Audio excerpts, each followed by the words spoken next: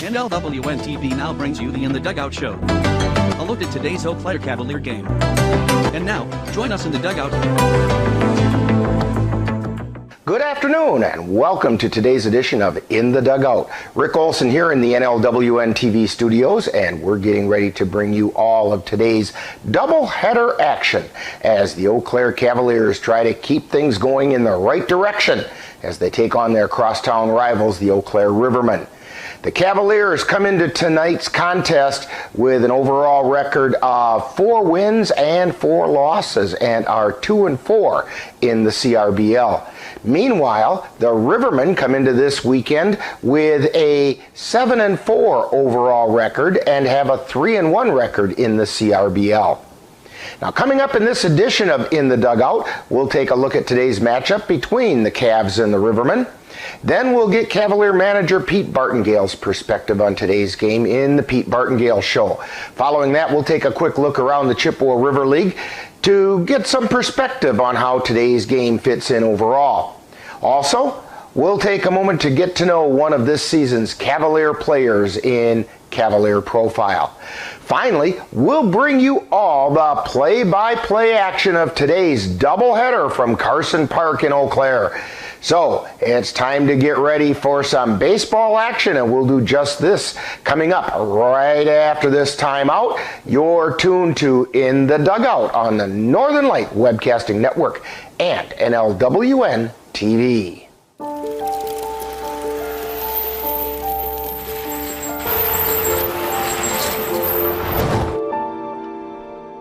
Did you know dragging chains can spark a wildfire?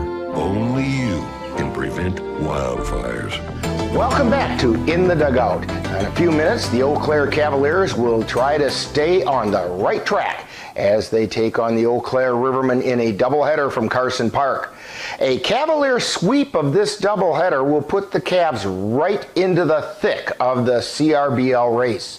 Now, last week, the Cavaliers looked as though they might have righted the ship with a big 13-2 non-league win over the Eau Claire Bears in the annual Billy Noss Memorial Game. That was on Tuesday. And then the next night, they followed that up with a 9-5 come-from-behind win over the then first-place Tilden Tigers. Now, in the game against the Bears, the Cavalier bats came to life and were led by Anthony Pogozinski's 3-run home run. Here's the pitch. Long fly ball out into right field. This one's got a chance, and it's out of here! Anthony Pogozinski with a 3-run home run right by the foul pole in the right field corner. We've been waiting for that one.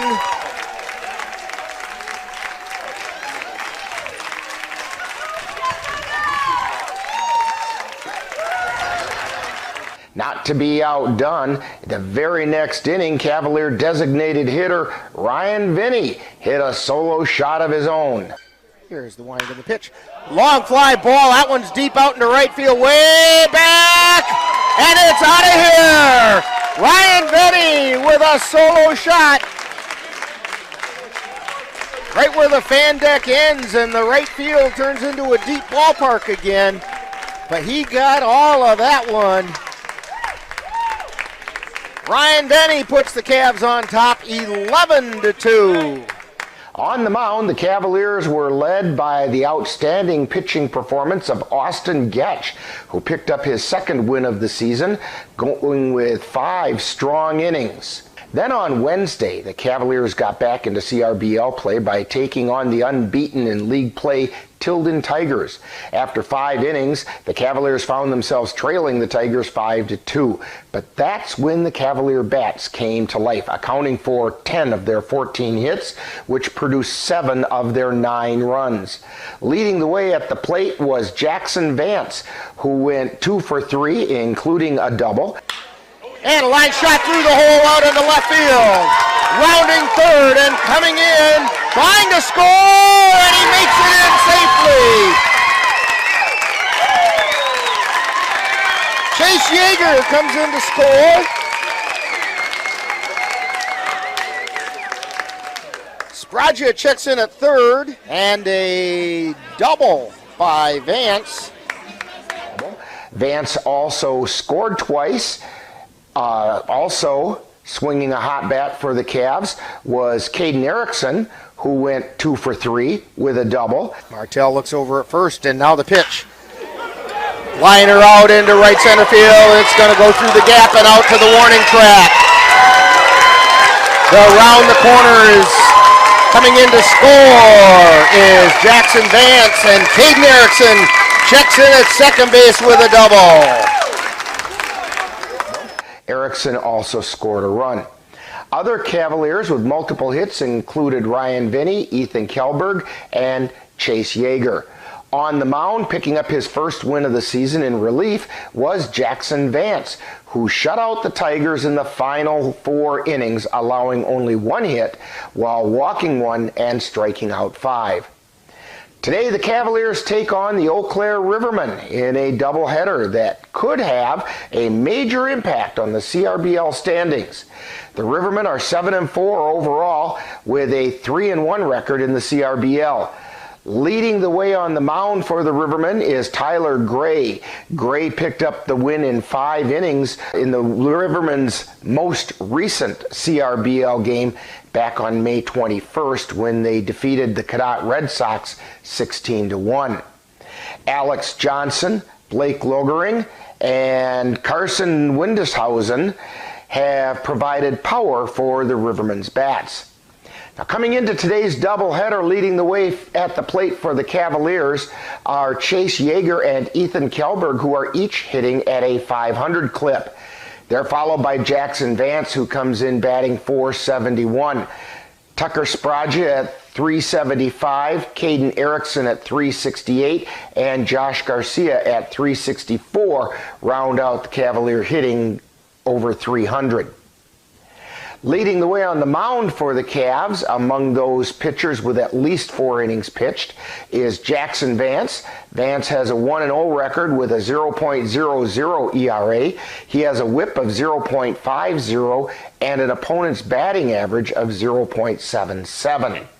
He's followed by Lucas Costley, who has a 1-1 record with an ERA of 2.60 and a whip of 1.07.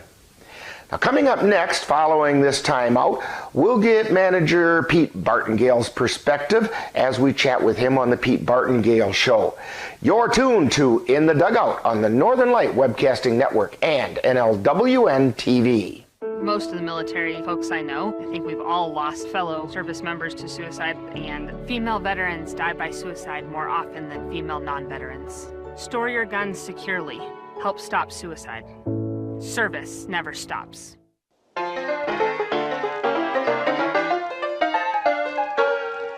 Time now for the Pete Bartengale Show, where Cavalier manager Pete Bartengale gives us his perspective on today's game. And now, the Pete Bartengale Show. Once again, we're talking with Cavalier manager Pete Bartengale. And Pete, before we get into today's games, and there are a couple of big ones, we need to take a quick look back at this past week where the Cavs bats seemed to come to life and Cavalier pitchers turned in solid performances in the Cavaliers' 13-2 win over the Bears and 9-5 win over the Tigers. Your comments about those 2 games? Yeah, I think I challenged the hitters this week and worked out Monday before on Memorial Day. That helped us a little bit.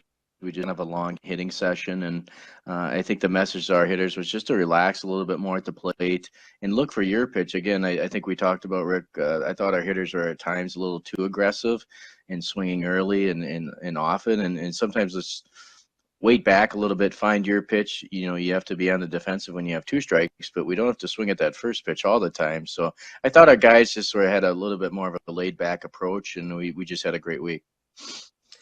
What is your take on the level of confidence the Cavaliers have after those 2 wins? Well, I could see it in their eyes after Wednesday night. I think we were, I wish we could have played right away again, the Rivermen, maybe Friday night or something like that, because I think you could just see a level of confidence, and I think we're going to be ready to go today, and hopefully the hitting can continue, and the pitching was a lot better this week too. We were challenging hitters early and often and getting ahead early, and so hopefully that'll continue today. Those 2 wins, more than just 2 wins and having the bats come alive, the game against the Bears, the Cavs kind of opened a lead and stretched it out and kind of controlled that game. But the game against the Tigers, they had to scrap and come from behind. That's got to do a lot to build confidence that, hey, we can still win those games. Yeah, if you look at that lineup, I mean, both Kapankis are tough. I mean, if you look at Campbell Kapanki, I've had him a lot in travel. He didn't get a lot of at-bats at Oshkosh, but you can see with us, he's starting to get more and more, and he's a pretty tough leadoff hitter. But if you look at that lineup 1 through, I think we batted 10 players, there really isn't any weakness there whatsoever. So I think we kind of wore the Tilden pitchers down and that's my goal as we go forward, to just have a solid 10 lineup where there's just one great hitter after another. I mean, you go from Timon to Pogosinski to Yeager. I mean, Yeager hit over 300 for the Blue Golds in Ryan Vinny's so it's just line up, and obviously we'll mix in a few other players as well, but we have a great roster, and I think this success is going to continue, hopefully.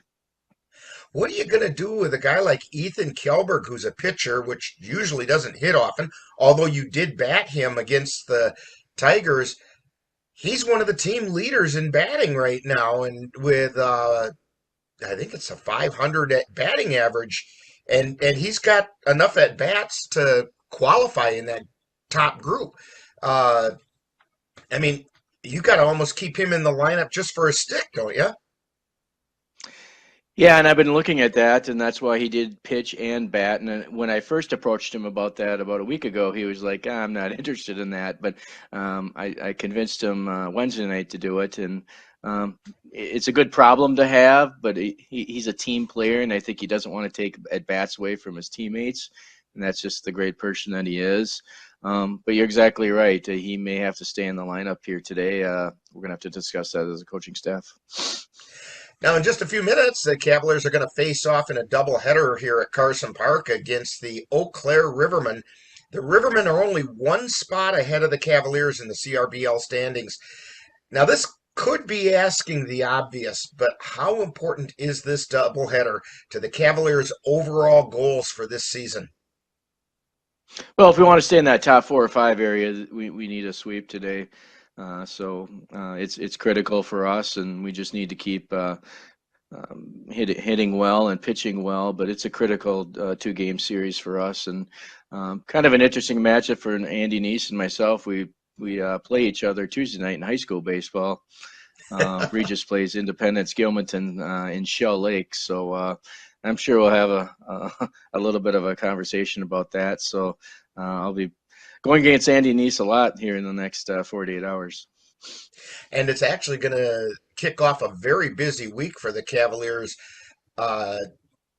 Between today all the way through next Sunday, there's 6 games on 4 nights. That's a pretty busy schedule. Yeah, and it is, and we need to get our pitchers healthy. Hopefully Costley's ready to go. And Jackson Faulkner needs to come back and pitch here. Hopefully his arm is feeling better. The injury bug has hit us a little bit with a lot of individuals, and hopefully we've kind of had a little bit of a layoff here in the last couple of weeks with the Memorial Day holiday. But Voller may have to throw a little bit, and Bryson Gash will have to throw a little bit as well. He was a freshman for the Blue Golds, but yeah, we're getting to that point where we're going to start playing a lot of games, but if we put up runs, I feel pretty confident we'll be fine. Do you know who your starters are for today's games? Right now, I'm not, because I think we just got to we're kind of pitching by committee right now. So what we were doing with the whole pitching staff is we're just getting them together and seeing who feels good enough to go for 2 or 3 innings with the injury bug that we've had with all these guys. So we'll just kind of talk about it as a staff. Getch could maybe come back and throw a little bit. He's been impressive this year by just getting people out and pitching to contact. So we'll see where he's at, and we'll just kind of go from there.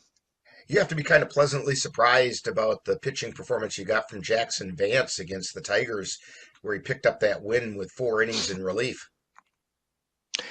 Yeah, I was surprised by that, but Paige told me that he pitched a little bit last year, but then when he got in the game, it was a great surprise. So, and we with Vance, he's been playing a lot of shortstop. But Ben Boda comes back; he's cleared to play now from St. Norbert, so he played shortstop for Regis last year in their state tournament team. So. That's a good problem to have. We could start pitching Vance a little bit more and then put Boda at shortstop. So, and even if Boda can't go at short, Caden Erickson moved over there for those 4 innings and played really solid there at shortstop.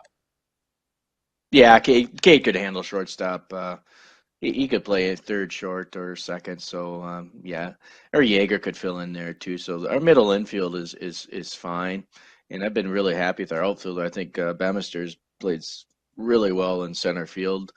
He's a great defender. Right field has been Voller. We got to get him going a little bit. At times, I think he's not quite used to right field, and that's my fault. I didn't give him enough reps there in practice. He's more used to left, but I know Kapanke's more comfortable in left. So, but all in all, I've been pretty happy with our defense. And but yeah, Vance was a great surprise, and I think he'd be pitching a little bit more going forward. Yeah, and you mentioned Campbell Kapanke, and he turned in a real web gem against the Tigers out there in left field, that diving catch that he caught just before it hit the ground. That was pretty spectacular stuff. Yeah, he's a great player. And again, I think he came out a little rusty because he just didn't have a lot of reps at Oshkosh, but I think you'll see more and more better things from him. And he's a great player. I've had him in travel baseball for a few years, and you saw it opening night there, was it with Plum City when he hit that one on the 50-yard line there. So he's certainly capable. That was a shot, and I don't think I'll ever forget that one. But that's the type of hitter he is. He's a dangerous hitter, and he's so young. I mean, if you look at our team right now, Rick, some of our guys are just figuring it out. I mean, some of these guys are just 19, 20. I mean, you look at Xavier Bemister, he's barely 19, I think. So and Caden's only 19, and Campbell Kapanke's only 19. So we're a little young. We're definitely going through a little bit of a changeover with some of the veterans moving on. But today's a critical day. But hopefully we can get 2 today and get back in the CRBL race. Well, Pete, good luck on today's game, or games, I should say, and hopefully the Cavaliers can keep moving in the right track and get back into the thick of the CRBL race. All right, thanks, Rick.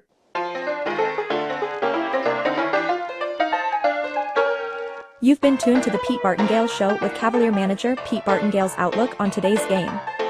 Stay tuned, more of In the Dugout is coming right up on the Northern Light Webcasting Network and NLWN-TV.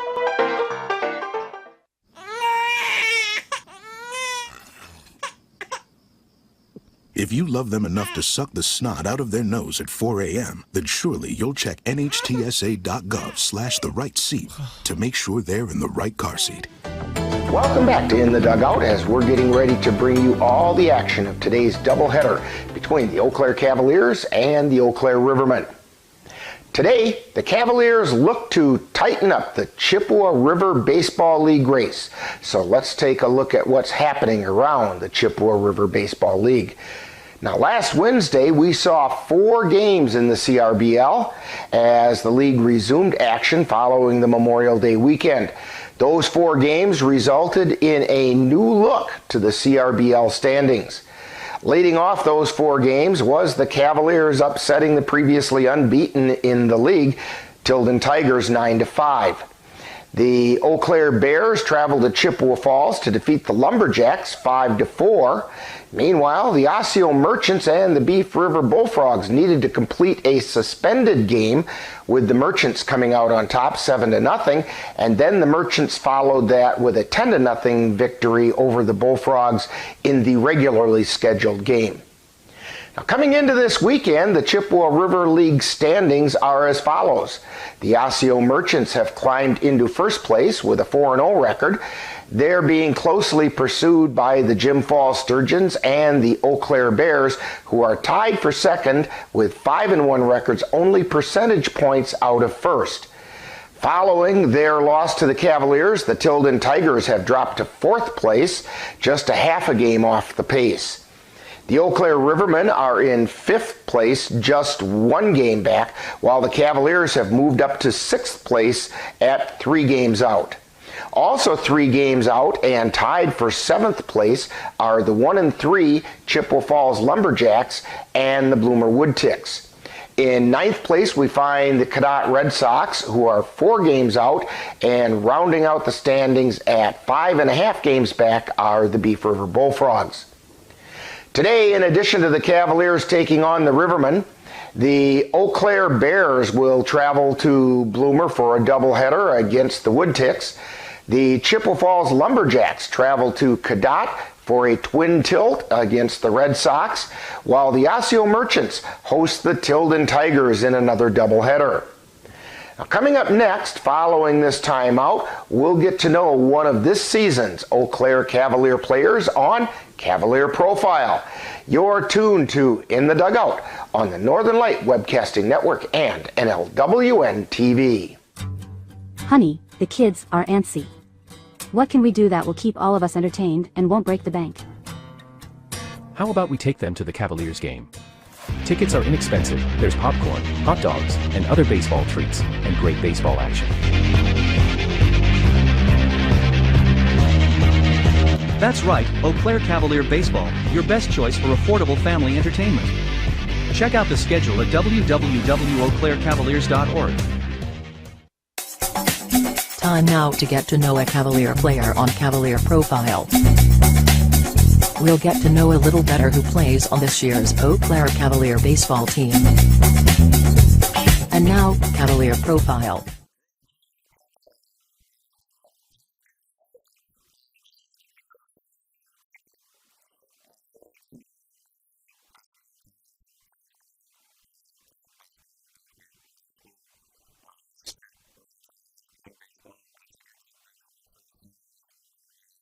I hop back in and ever since.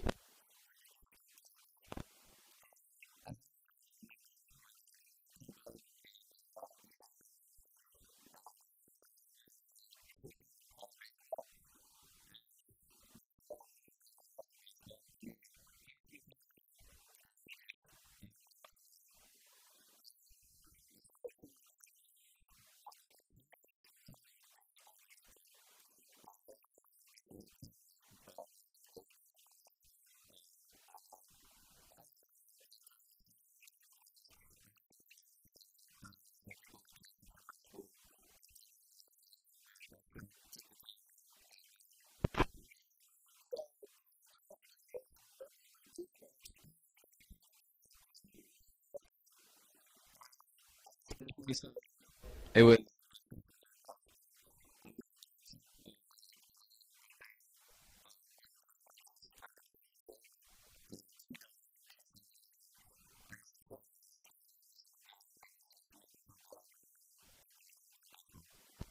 How about filling us in a little bit about your family?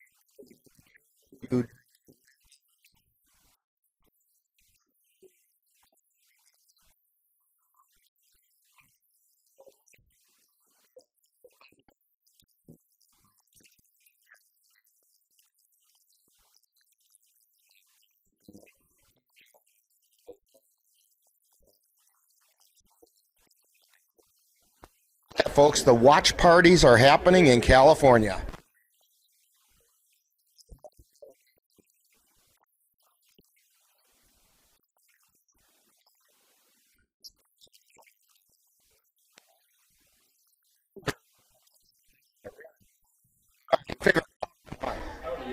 definitely black just because it soaks in all the light, and I don't know, I just think black goes with everything. It does. You can pair it with anything and it doesn't matter. Yep. All right, if you had a superpower, what would that be? Definitely to teleport, just to be in one place at one time, and then all of a sudden you're in another place at another time, like being here, and then next second I could be in Paris. Okay. All right. Now, this is the tough part of this question. If you have that superpower of being able to teleport, of course you have to have a superhero name. So, what's Josh's superhero name? That's a hard one. I've never thought of that. I don't know. My nickname with my friends is Thunder Thighs, so I don't know. I guess Thunder Thighs.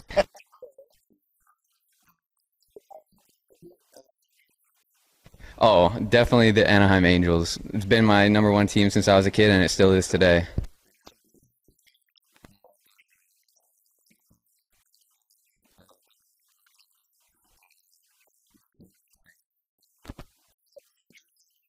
Inspired you as you were growing up? Vladimir Guerrero, definitely. He was my biggest inspiration. He was on. I just enjoyed watching him play baseball for the Angels, and then even after the Angels, I still enjoyed watching him play baseball.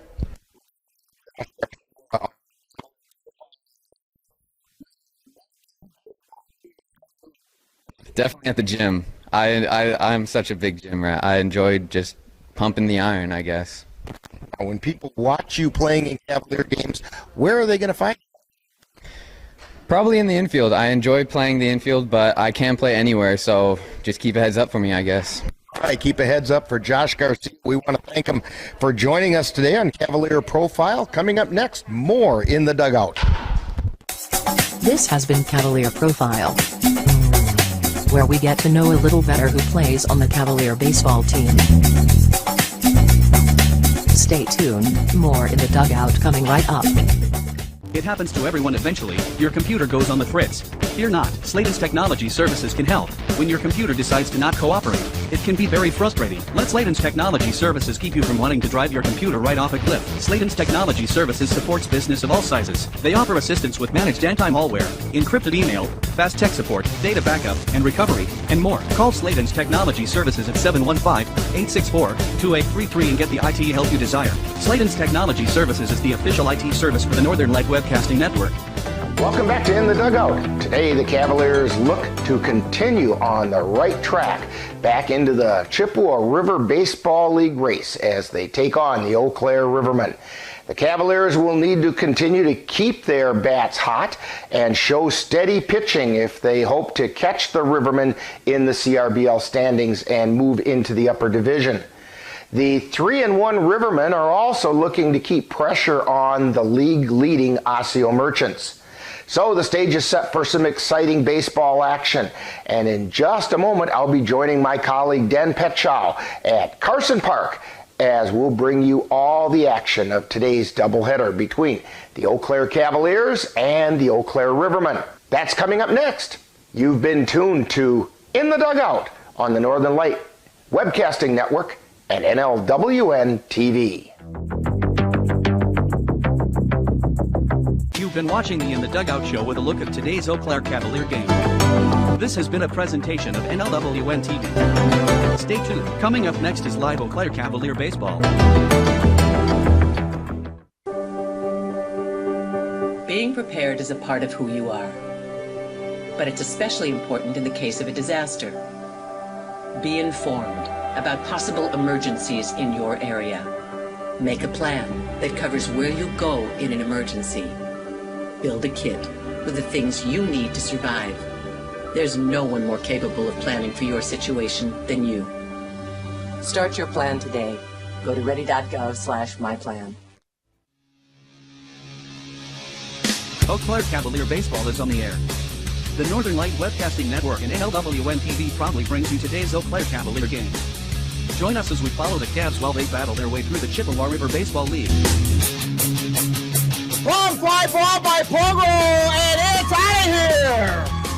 A 3-run shot by Anthony Pogozinski. And now, out to the ballpark for coverage of today's game. And good afternoon, and welcome to Carson Park on an overcast Sunday afternoon, but I think the rain, for the most part, has passed us by, and we're going to get ready for some Cavalier baseball. as the Cavs take on their crosstown rivals, River City Rough Riders. Rough Riders. The Eau Claire Rivermen. I'm thinking football here. From over at the field across the fence there. But the Eau Claire Rivermen come into today's game doubleheader. Yeah, I should mention that we're here for 2 games today. Boy, I'm in big trouble if we're here for 2 games. With an overall record of 7 wins, 5 losses, they're 3-1 in the Chippewa River Baseball League. The Cavs have now just evened up their season record at 4-4 overall. They are 2-4 in the CRBL. So this is a really important game, a really important doubleheader actually for the Cavaliers if they want to get right back in that CRBL race, which is totally on their mind. While we've got some time here as the Rivermen are taking their infield practice, and they throw one out into right field. They miss the second baseman. Dan, why don't you give us the starting lineups for today's game? Yeah, here's the starters for the Eau Claire Rivermen. Batting first will be their second baseman, Brett Jensen. Batting second will be their EH, Andy Neese. Batting third will be their shortstop, Sawyer Stirs. Batting fourth will be their DH, Blake Lagering. Batting fifth will be their first baseman, Jacob Lacey. Batting sixth will be the left fielder, Alex St. John. Batting seventh will be the right fielder, James Davis. Batting eighth will be their third baseman, Alec Johnson. Batting ninth will be their center fielder, Lance Lettner. And batting their 10th will be their catcher, Jake Becker. And pitching for the Rivermen will be Tyler Gray. For the Cavaliers, batting first will be their center fielder, Campbell Kapanke. Batting second will be their second baseman, Caden Erickson. Batting third will be their third baseman, Cooper Kapanke. Batting fourth will be their catcher, Cole Timon. Batting fifth will be their first baseman, Anthony Pogozinski. Batting sixth will be their left fielder, Mitch Valler. Batting seventh will be their shortstop, Jackson Vance. Batting eighth will be their DH, Chase Yeager. Batting ninth will be their EH, Ben Boda. And batting 10th will be their right fielder, Josh Garcia, with number 8, Lucas Cosley on the mound. Okay, thank you, Dan. And as we're getting ready for this, of course, we're kind of halfway expecting that we might get a flyby from the Navy's Blue Angels as they're in town for the air show. And Carson Park is kind of the area where they make the turnaround to head back out to the airport. And they're flying right now out there. We just saw one go streaking by out in the distance, but we're kind of hoping that maybe they come flying over to this area. Jeremy DeGrosse is on the camera for us today, and he's been alerted. He's ready to zero in on them. We've got Cassie Johnson on the computer doing our switching. And look like we got some little players going to make their way onto the field too. And we have some little guys and girls. In fact, this is a softball team, a girls softball team from, I believe, out in Halley or Seymour. Carson Park Baseball Stadium. Today's Chippewa River Baseball League doubleheader matchup between the 3-1. And they're about to do the introductions and the national anthems while the umpires are meeting at home plate. We do have 2 umpires today. Unlike when we had the Billy Noss game, we only had 1. Here are our umpires tonight, by the way, are Rick Byer behind the plate and Teddy Joas out on the bases. For all players, coaches, fans, and officials. Thank you. Reminder, foul balls are the property of Eau Claire Cavaliers Baseball Club. And we're getting ready, like I said, for those starting lineups from the stadium. I'll tell you what, while we wait for that, why don't we take this time out? You're tuned to Cavalier Baseball on the Northern Light Webcasting Network at NLWN-TV. I don't remember how it started. Go to that. Our back and forth. It always came back. Dad! You probably don't remember what you told me, That was perfect. but I heard every word.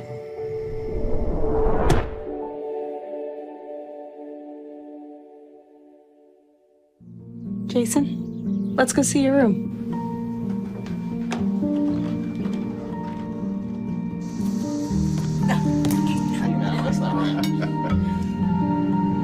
How was it? Is it good?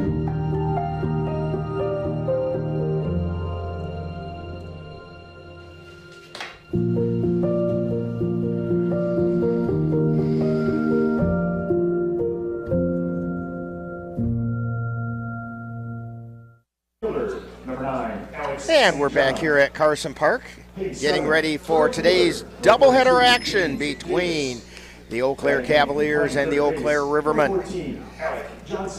We should do full disclosure on this. We do have a member of our of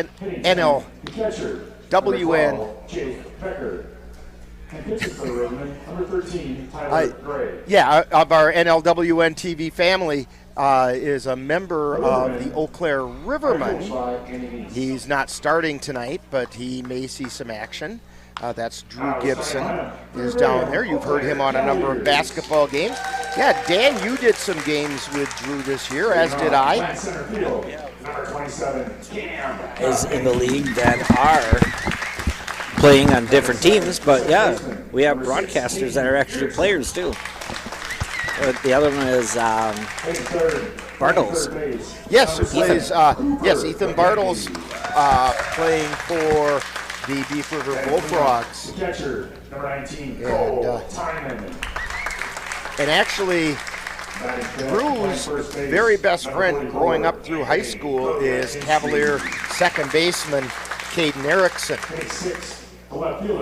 I would have enjoyed being a fly on the wall to hear the trash talking that could have happened between the two of them. They are both competitors. They're both really nice guys, but they're both pretty serious competitors. So they probably weren't trash talking so much. They probably set it aside. And the Cavs have a player they've had signed to their roster all year, but he's showing up for the first time today, just got back from college. Ben Boda plays for St. Norbert's, and he's here. He's the extra hitter for the Cavaliers. And it's time now for the playing of our national anthem, so we'll take a little bit of a break to do that. Sir Richard Byer. Eau Claire Cavaliers would extend a warm welcome to some special guests today. The Seymour Wildcats. AU softball team, number 2, Ellen. Number 3, Avery. Number 6, Kylie. Number 9, Stella. Number 12, Ava. The World Group T-Ball Skills. Number 10, Nolan. And from the Seymour T-Ball Loons, number 3, Zach. And number 9, Ben.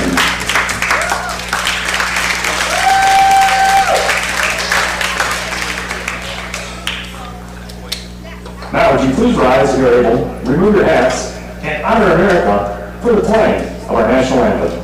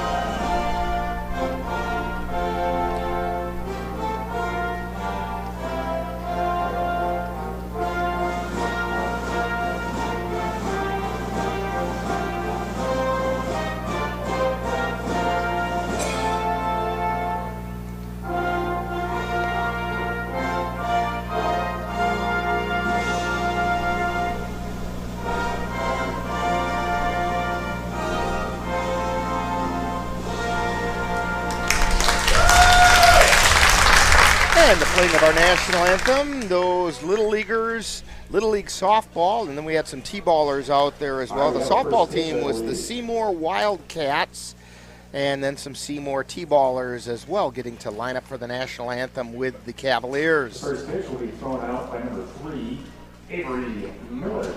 And Avery Miller is going to throw out the first pitch of today's game.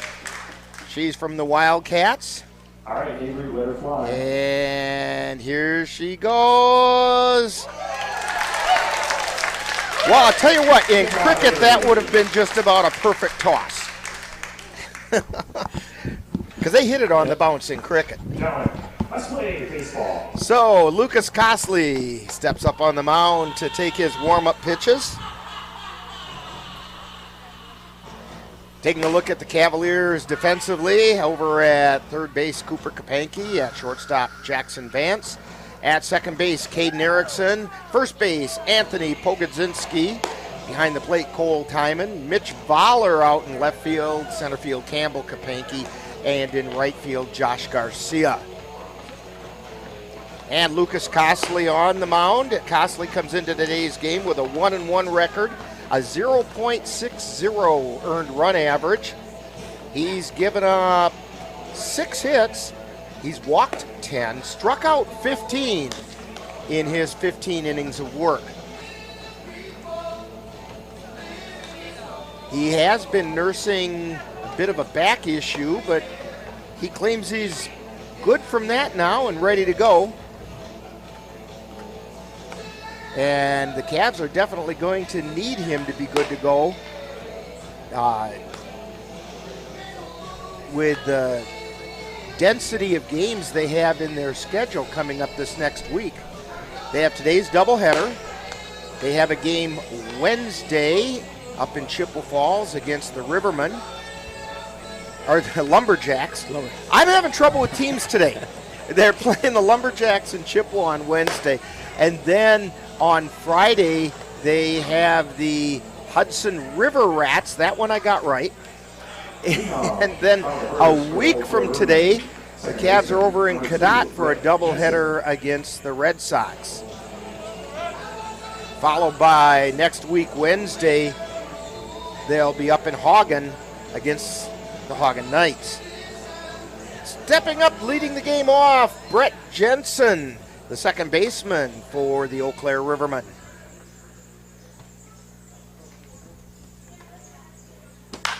And the first pitch is fouled off, out of play on the left side. Jensen comes in with a 273 average.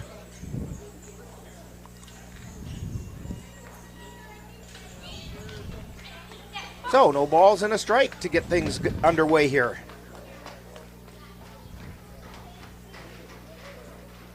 There's the wind and the pitch. Just a little bit high. Count goes even at 1-1.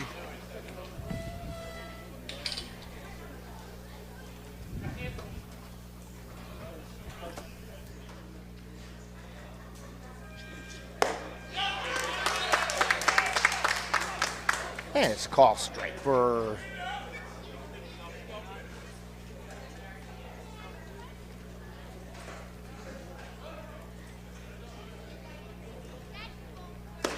and the pitch is high.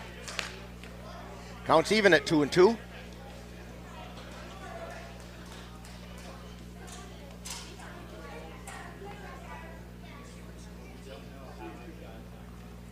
And the pitch is fouled back into the screen. Count holds.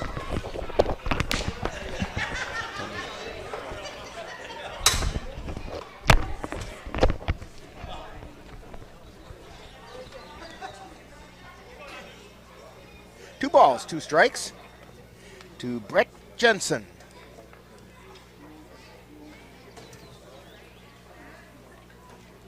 There's the pitch. It's outside. Count goes full.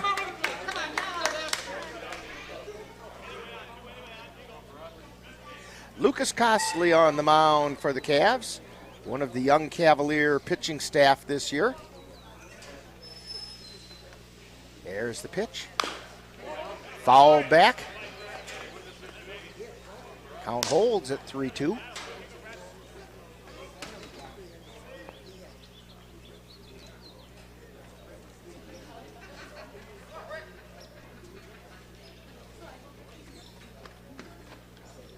Costley's payoff pitch. Foul ball. That foul ball brought to you by Madison Street Auto Body.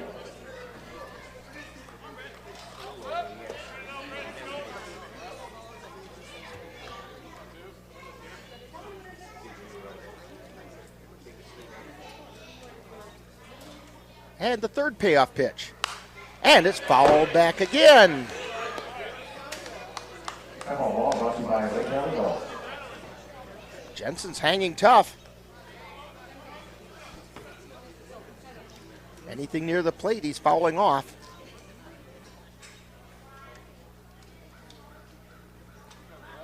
Costley deals. Swing and a miss. He got him swinging. One down and a strikeout for Lucas Costley. That brings up Rivermen manager Andy Neese. He's the extra hitter for the Rivermen today. The extra hitter, number 3, Andy Neese. One of the senior members of the Chippewa River Baseball League.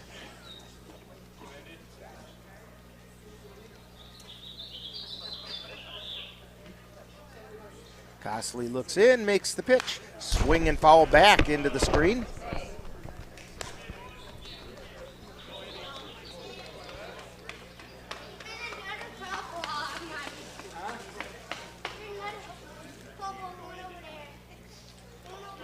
Costley at the belt. He pitches from the stretch pretty much all the time. And it's chopped foul at the plate. No balls, 2 strikes.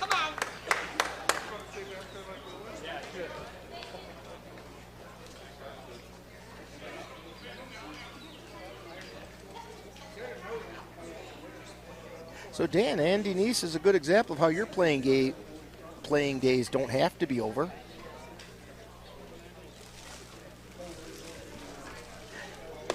And the pitch is outside. That was a good chase pitch that time, Dan. Yeah. Just missed the outside corner. Tried to get Andy Neese to chase after it. 1 ball, 2 strikes. And the pitch, and that one got Andy Neese in the hip.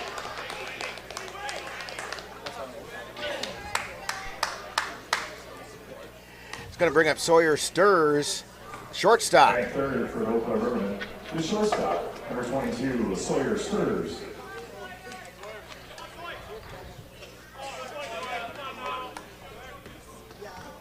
One down, runner on first. We're in the top of the first inning.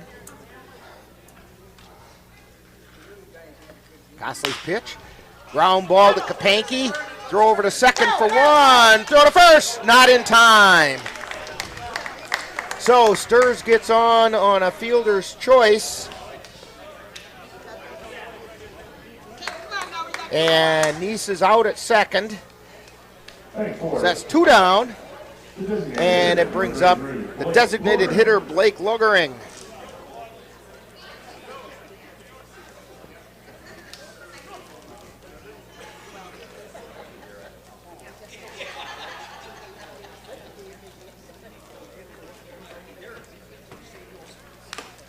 And the first pitch is fouled off, time and space mask, I believe.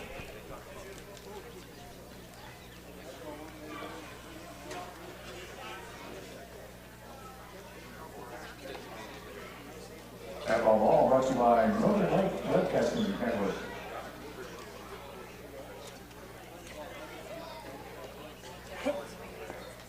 And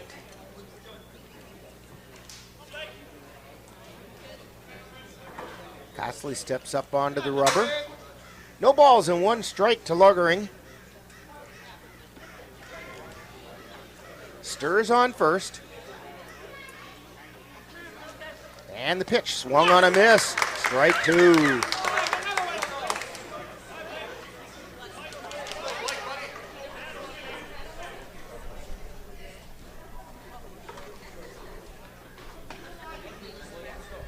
Costley takes a look inside and fly ball out into center field. Campbell Kapanke circling underneath it, makes a catch for the out. So in the top of the first for the Rivermen, we have no runs, no hits. There were no Cavalier errors and 1 man left on base. You're tuned to Cavalier Baseball with No Score on the Northern Light Webcasting Network and NLWN-TV. I love the pizza we get when we go to Gino's Pizza. That's because Gino's has been voted best pizza in the Chippewa Valley 5 years in a row. I think it's because Gino's uses the freshest ingredients, premium quality meats, cheeses, savory spices, and zesty toppings, and all served with attention to detail. Now you're making me hungry. Let's head to Gino's Pizza. Scott and the rest of the folks at Gino's Pizza would like to invite you to come out and try the area's best pizza. Call about Monday through Wednesday dine-in specials at 715-835-2000. That's Gino's Pizza at 5110 Fairview Drive, Eau Claire, right next to Chaos Water Park. And we're back here at Carson Park. Rick Olson along with Dan Petchow, Cassie Johnson on the computer, and Jeremy DeGrosse on the camera. Hey, don't forget that Gino's player of the game today is Ben Boda. Ben is the extra hitter for the Cavaliers. He's the Gino's player of the game. And that means if you mention Ben's name tomorrow when you go out to Gino's Pizza, you'll get a free soft drink. And if he manages to get himself an extra base hit today, well, then that soft drink turns itself into a free appetizer. Kind of a magical thing that it does there. Now you just get a free appetizer. That's one per group there. So if you're at a table with 4, you're going to have to share it. But that's okay. Appetizers are more fun when you share them anyway. And the price is right. So Ben Boda is the name to remember. On the mound for the Rivermen is Tyler Gray. He comes into today's game with a 3-0 record. He's got a 1.71 ERA. He struck out 20 and walked only 9. Taking a look around the Rivermen defensively, Alec Johnson at third, Sawyer Sturz at short, Brett Jensen at second, Jacob Lacey at first, Jake Becker behind the plate, Alex St. John, Lance Lettner, and James Davis around the outfield from left to right. Stepping up for the Cavaliers to get things started in the bottom of the first, Campbell Kapanke.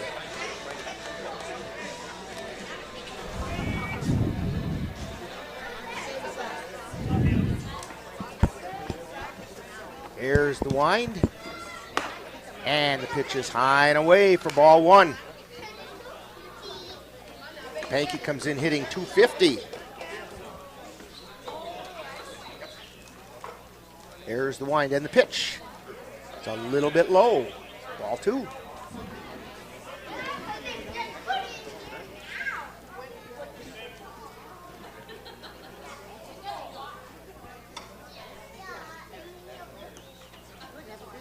Here's the wind. And a line shot out into center field, falls in for a base hit, and Campbell Kapanke has the first hit of the game. That's going to bring up Caden Erickson, the second baseman. Next start for the Cavaliers, second baseman, number 6, Caden Erickson.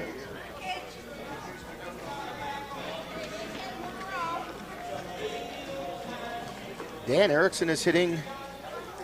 Caden comes in with a 368 average. And the pitch is in the dirt, gets underneath Becker, and Kapanke checks in at second base.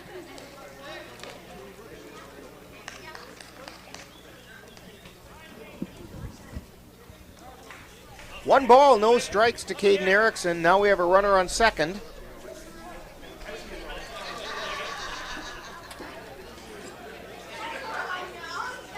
Tyler Gray at the belt. Takes a look over at second. And the pitch. High pop out of play. Foul ball on the right side. Off the bleachers. And the kids go scrambling for it, and the bleachers are wet. And so he ended up on his wallet. Caden's got 4 RBIs. It would be nice to see him get number 5 right about now.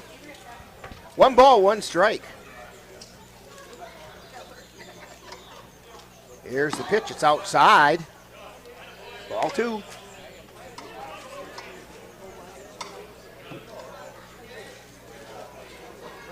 Gray looks in for the sign.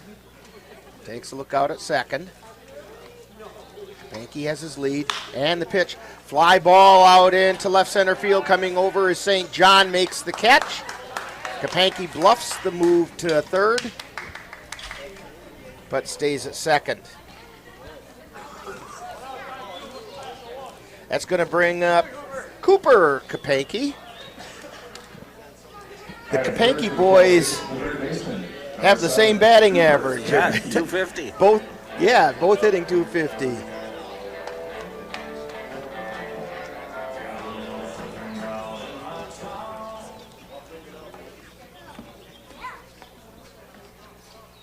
Gray's first pitch, it caught the inside corner for strike one.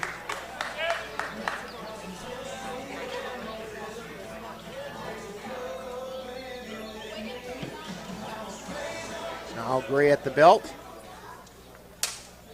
And the 0-1 pitch. Swung on, throw down to third. It goes out into left field. And in comes Campbell Kapanke to score.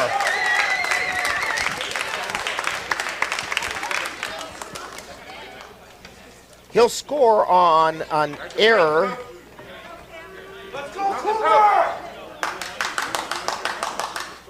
By the catcher, Jake Becker, who threw it wide of third. And the Cavs have opened up a 1-0 lead in the bottom of the first inning. No balls, 2 strikes to Kapanke, to Cooper Kapanke. And here's the pitch. And a foul ball straight back toward the press box, but landed in the net.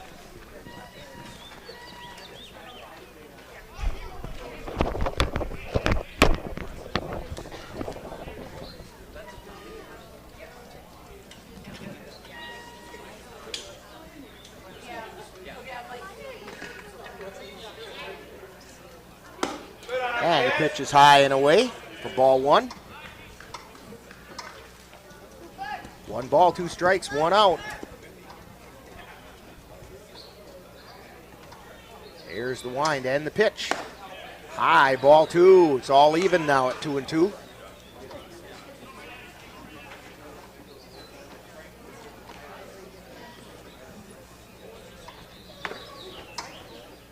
The wind and the 2-2 pitch. Ground ball foul down the third base line.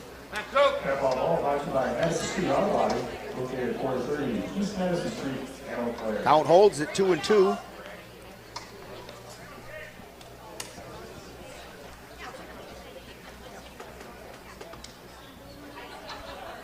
There's the wind and the 2-2 pitch.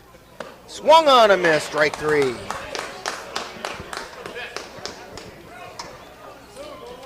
Two down now, but that's going to bring up catcher Cole Timon. Comes in with a 286 average.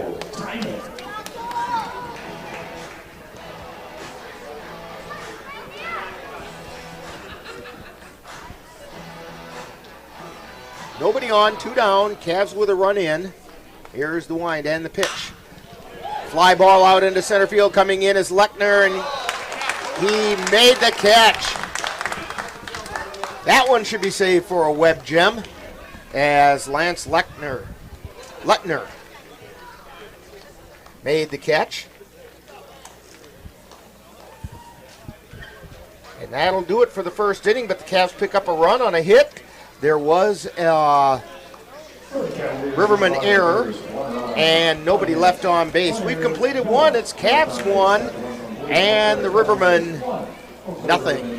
You're tuned to Cavalier Baseball on the Northern Light Webcasting Network and NLWN-TV. To get your lawn or garden to perform like you want, you first need to know about your soil. That's where Midwest Environmental Consultants can help. Their soil testing service can give you a complete rundown on your soil's nutrition and health. They test for nitrogen levels, phosphorus, potash, micronutrients, minerals, pH, and organic matter.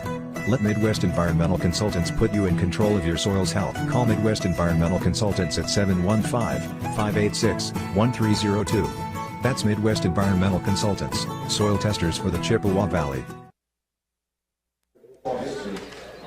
Back here at Carson Park, ready to go into the top of the second inning. Cavaliers have a bit of a lead for Lucas Costley. Old Timon finally gets his catcher's equipment on after flying out to center field for the last out of the inning. Mancino's, Roadside Ice Cream and Diner, Burger King, Icon Cinemas, and Barbecue Express. Due up for the Rivermen is Jacob Lacey, Alex St. John, and James Davis.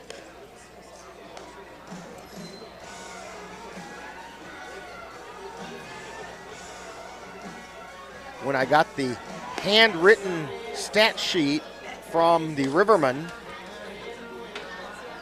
couldn't read Lacey's last name, so on the stat sheet that's typed out for Dan over here, it says Jacob and then a bunch of question marks. Well, Dan, that's the best I could do for you. Never seen that for a last name.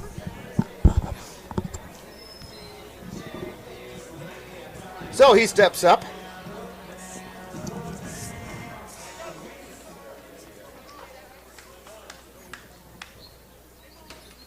Costley's pitch swung on a miss for strike one.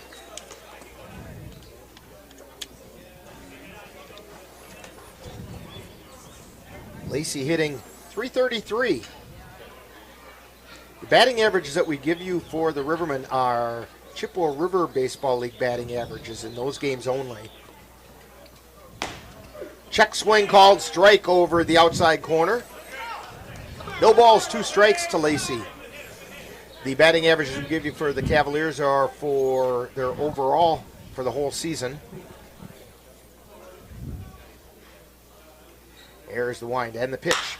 Ground ball out to second. Scooped up by Erickson. Throw over to first and plenty of time. So retire Lacey 4-3.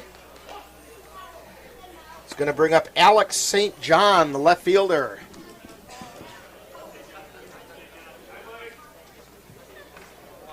Batting sixth for the Rivermen, left fielder, number 9, Alex St. John.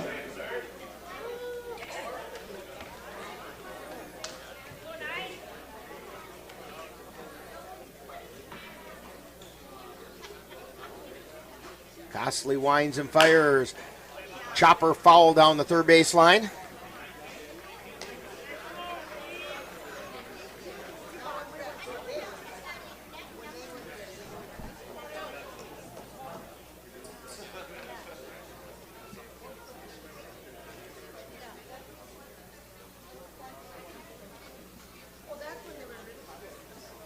And the pitch, swing and a miss.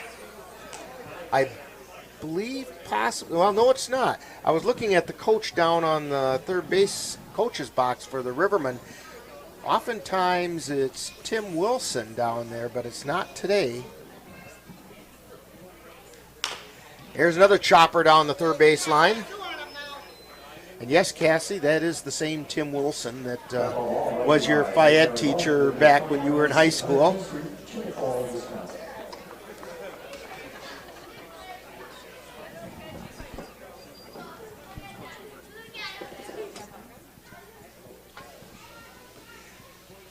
Swing and a miss for strike 3. Wow. I was just looking down in the wrong coach's box, I've been informed.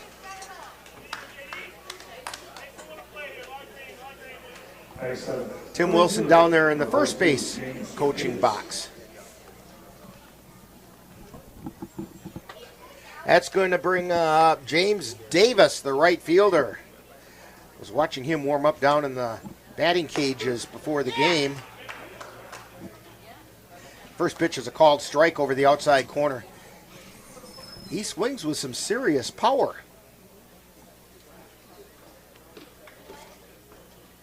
Costley fires. Fly ball. It's going to fall in for a base hit. Picked up out there by Garcia. Returned back into the infield as Davis gets a base hit to right. Brings up Alex Johnson, the third baseman. Number 14, Alex Johnson.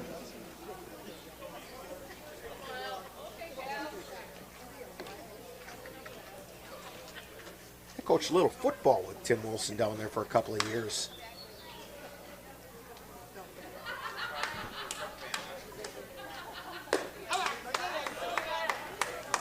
Pitch is a little bit high for ball one.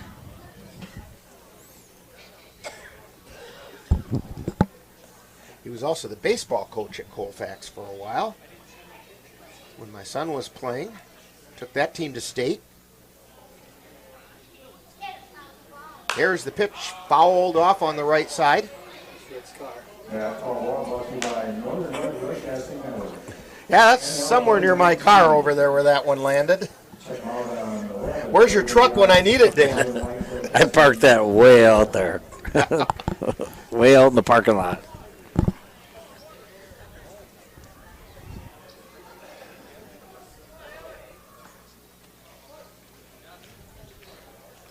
Alec Johnson at the plate.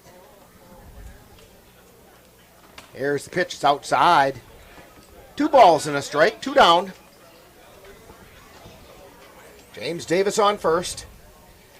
Johnson has a .500 batting average, but take a look, Dan. I don't think he's got a whole lot of at-bats. James Davis. No, Alec Johnson. Or out. And it's fouled off into the screen. Count evens up at 2-2. Said 8 at-bats, 4 hits. Okay. 6 RBIs. So he's made the most of his at-bats. 3 walks.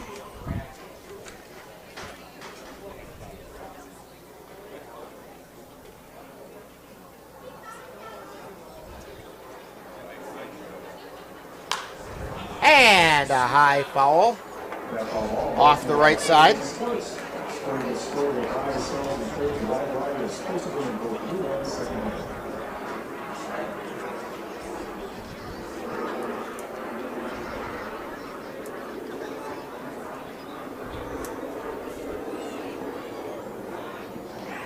Cosley looks in, and the pitch.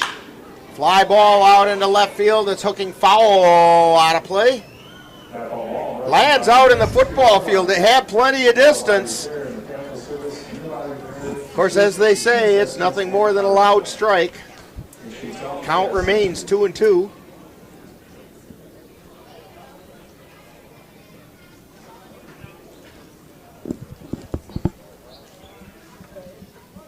Alec Johnson.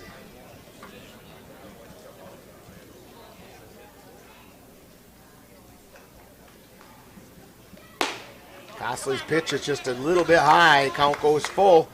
It's going to be traveling time for Davis over on first base. Count is full, 2 down. Davis will be off on the pitch. Cosley looks in for the sign.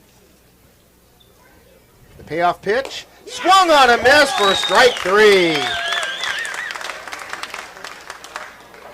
Lucas Cosley gets Alec Johnson. So no runs, 1 hit, no errors, 1 man left on base. We've played an inning and a half, and it's Cavaliers 1 and the Rivermen nothing. You're tuned to Cavalier Baseball on the Northern Light Webcasting Network and NLWN-TV. When you have that craving for a home-cooked meal the way Mom used to make it, rest assured, you can still get that meal by going to Mom's Restaurant and Pub in Colfax. Mom's is open daily, serving breakfast and lunch, and don't forget dinner on Friday nights with Mom's famous fish fry. The coffee is always hot, the breakfast is always delicious, and lunch will put a smile on your face and in your stomach. 225 Bremer Avenue, Colfax. Call 715-962-4617. That's Mom's Restaurant and Pub. Yeah, we were just looking over in the direction of the Eau Claire Airport, and we can see some smoke trails over there from the air show. Dan says that's what it would look like if I were flying. The only problem is, Dan, it wouldn't be on purpose when if you were flying, would it? It would not. You're going flying tomorrow anyway, aren't you? I do. I got a late flight tomorrow night. Not very long. Lucky place is going to be graced with your presence tomorrow. It's been a long time since I've been to the airport. Yeah, we used to do that on a daily basis. Oh, somebody's doing corkscrews out there as he's wiggling and around.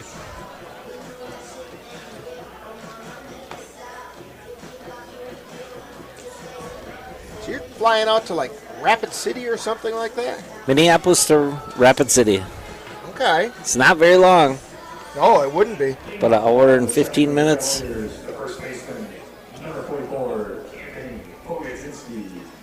So leading off the bottom of the first inning for the Cavaliers is the first baseman, Anthony Pogodzinski, or Pogo. Put one over the right field fence during the Billy Noss game. Here's the wind and the pitch. It's outside for ball one.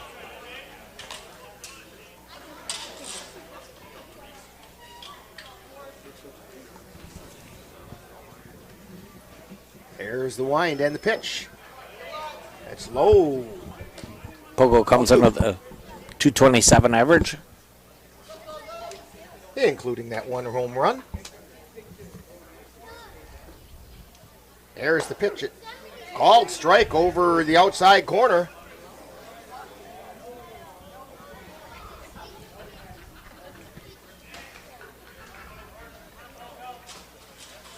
There's the wind and the pitch. Chopped down to the back to the pitcher, picks it up, throws over to first, and gets Pogo at first. 1-3 on the putout. It's going to bring up Mitch Voller, the left fielder for the Cavaliers. Yeah, Cassie, what you're seeing over there are not the Blue Angels, and some of the other stunt flyers, which are also a lot of fun to watch.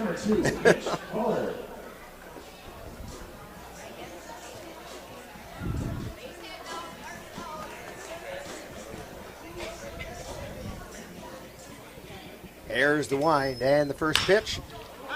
Chopper over to third. Picked up, thrown over to first. It's a little bit high, and Bauer beat it out. That's going to be, well, let's see how they mark it. They might mark it an error with a high throw from Alec Johnson.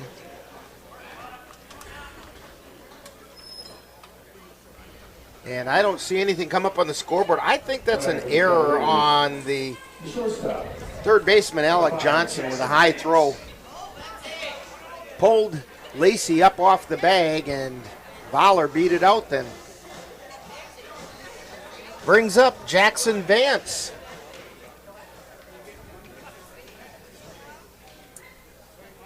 There's the pitch. That's a strike called over the inside corner. Vance, one of the leading hitters for the Cavaliers. Yeah, Vance comes to a 471 average. Throw over to first, and Voller's back in safely.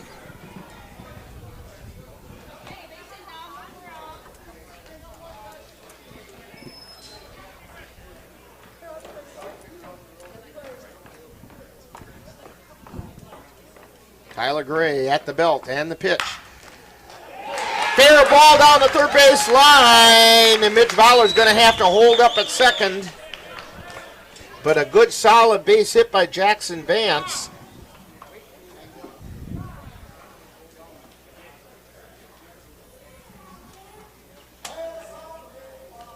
And stepping up to the plate is Chase Yeager, the designated hitter. He's batting 500. He started off a little slow, and now his bat has really caught fire.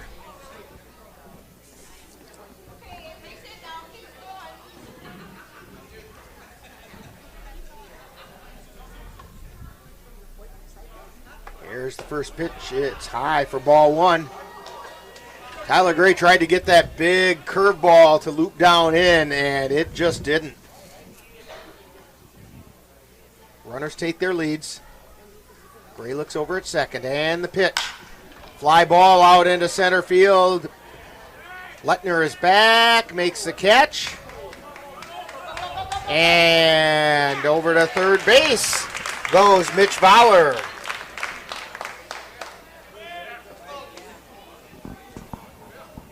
So Chase Yeager flies out to center, and the Cavs have runners on the corners now with two down.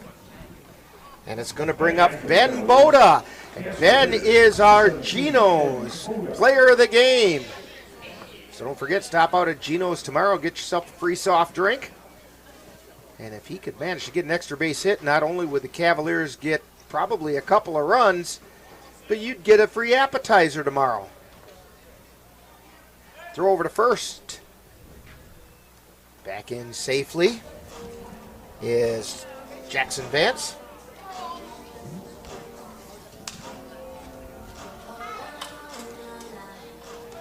Gray looks in. He's at the belt. Throw over to first. Vance is back in. Gray's got that pretty quick move over to first. But Dan, I'll tell you, I think Jackson Vance is doing the right thing, drawing those throws. You never know one's going to get by the first baseman, which would bring a runner in. Here's the pitch. It's high for ball one. Yeah, if you can get Vance to go, maybe they'll throw it to second, which would bring Valor in also. Vance has a pretty big lead. Pitch is high and away. Those last two pitches, I've got to think that the runners on base are causing a bit of a distraction for Tyler Gray. His ball is sailing a little on him. Throw over to first. Jackson Vance back in safely.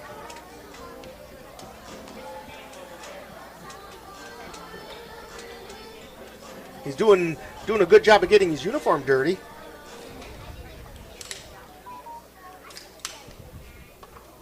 And the pitch swung on a miss. Strike one by Ben Boda.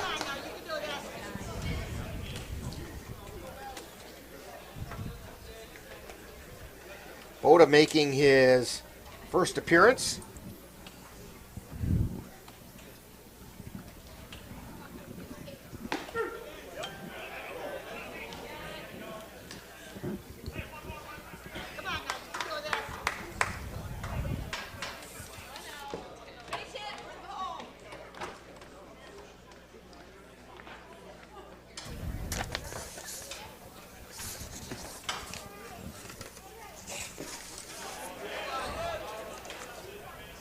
And the count now goes full. So we'll have traveling time for Jackson Vance.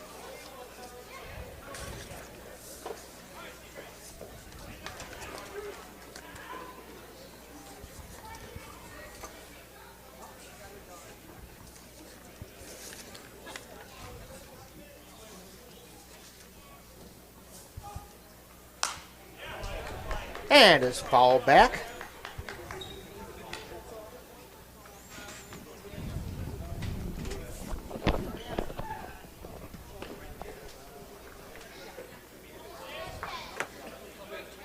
Count remains 3-2.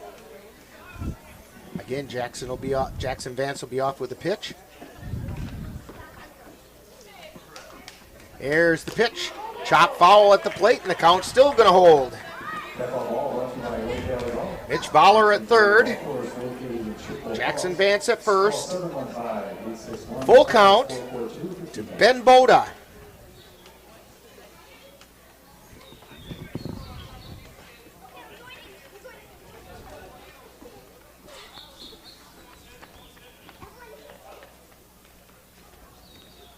Here's the pitch. And it's low for ball four. So Ben Boda draws a walk. Loading the bases. And it's going to bring up Josh Garcia. Garcia comes to 364 average.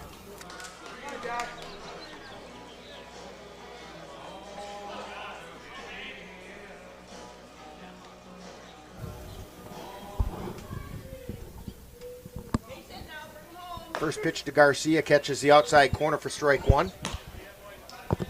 Also going on right now in the CRBL, the Tilden Tigers are taking on the Osseo Merchants. Score right now after one is Tilden Tigers 1, Osseo Merchants 0. And pitch is inside for ball one. Counts all even. That's a big game as far as the Cavaliers are concerned.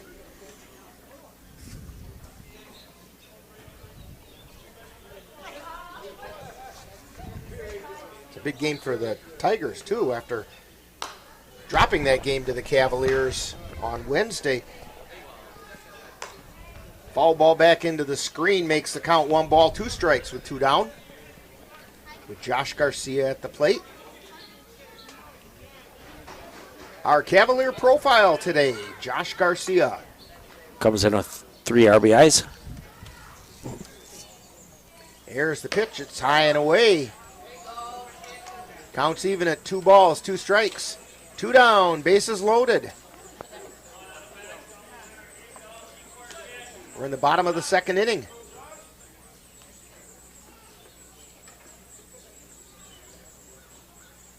Here's the pitch. Low and inside. Count is full. Boy, we're going to see a lot of movement now because it's traveling time on all 3 bases. Full count, 2 down. Garcia at the plate. Nowhere to put him. Tyler Gray at the belt. Here's the pitch. Ground ball out to second. Scooped up. Throw over to first in time for the out. So Garcia grounds out 4-3. So for the Cavaliers, no runs on 1 hit. There was 1 error and 3 were left on base. We've completed 2 innings with the score. Cavaliers 1 and the Rivermen nothing. You're tuned to Cavalier Baseball on Northern Light Webcasting Network and NLWN-TV. The Eau Claire Cavaliers would like to take veterans out to the ball game. That's right. As a thank you for your service, any veteran of the United States military can receive a lifetime pass for free admission to all Cavalier home games. Just come to Carson Park with your veteran identification, and the Cavaliers will issue you a free lifetime pass to all Cavalier home games. That's just the Cavaliers' way of saying thank you for your service.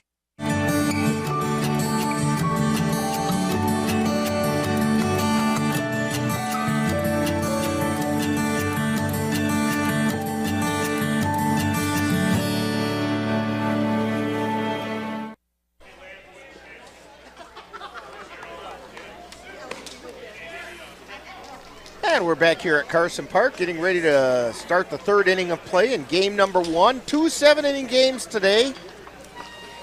Cavaliers on top, 1-0 in game 1 of today's doubleheader. Against the Eau Claire Rivermen. And leading off, Lance Lettner for the Rivermen. Lance is another one of those with limited at-bats. He's batting .500. First pitch is a called strike over the inside corner. I think Cooper Kapanke might be thinking bunt here. Strike 2 called over the inside corner. Kapanke drops back now into normal position.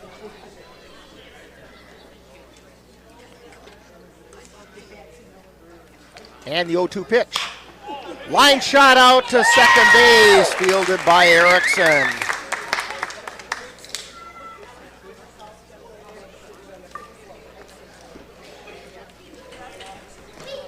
And that's going to bring up Joe Becker, the catcher.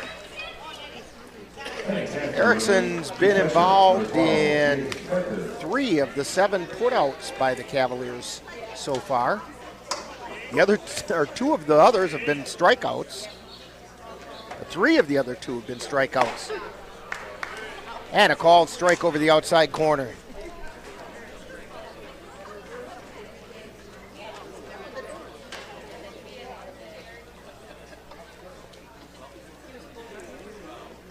And the pitch is high and away for ball 2. In fact, the only out that Erickson hasn't been involved in was the fly out by Logering back in the first inning when he flew out to center field. Swing and a miss. Strike 2. 1 ball, 2 strikes with 1 out. Lucas Costley on the mound. To Jake Becker. He's got a .667 batting average, but he goes down looking there for the 3rd out, or 2nd out of the inning. And the 4th strikeout for Costley brings up Brett Jensen, who struck out his first time up.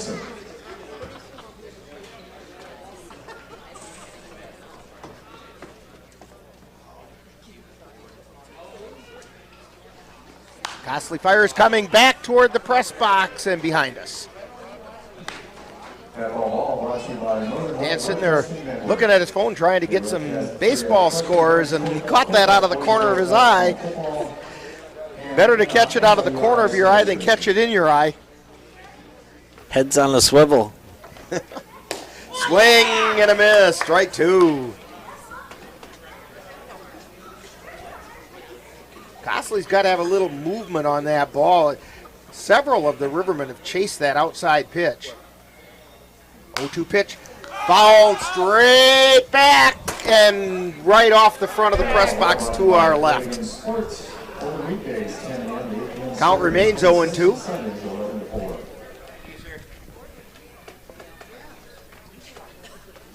Be ready, Dan. We might need your hands here.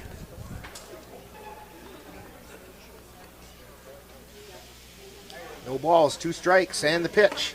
It's high for ball 1. Or the hat. The hat might come in handy. It's harder to get it out when you've got a headset on, though. There's the pitch. Ground ball to third. Picked up by Kapanke. Throw over to first to Pogo for the out. Foul. Nope, he called it foul. I thought Late Kapanke call. got it in fair territory, but not quite.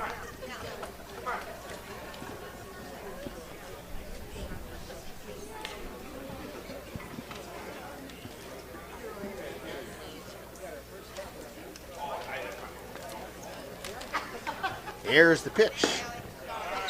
Just missed. Counts even at 2 balls, 2 strikes, 2 outs. Number 2 at the plate. We might say the deuces are wild.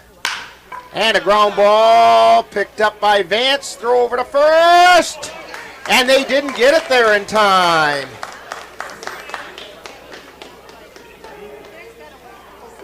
That's going to be an infield hit for Brett Jensen. It's going to bring up Andy Neese. Neese was hit by a pitch his last time up.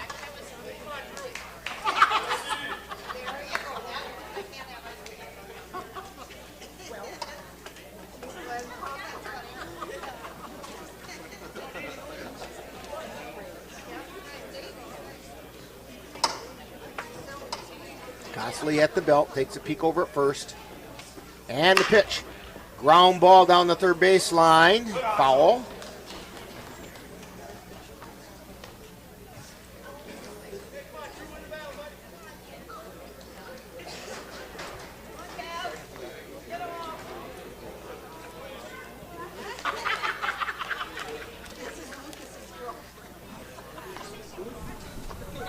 Costly takes a peek over at first.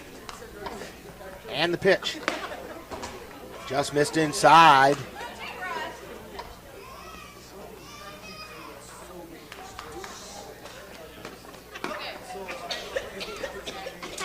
One ball, 1 strike, 2 down.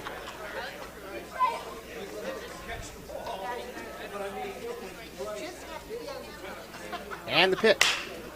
Line shot, soft. They can't quite pull it in. That's going to be an infield hit.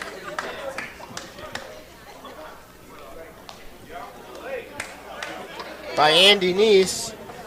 It's going to bring up Sawyer Stirs with 2 runners on.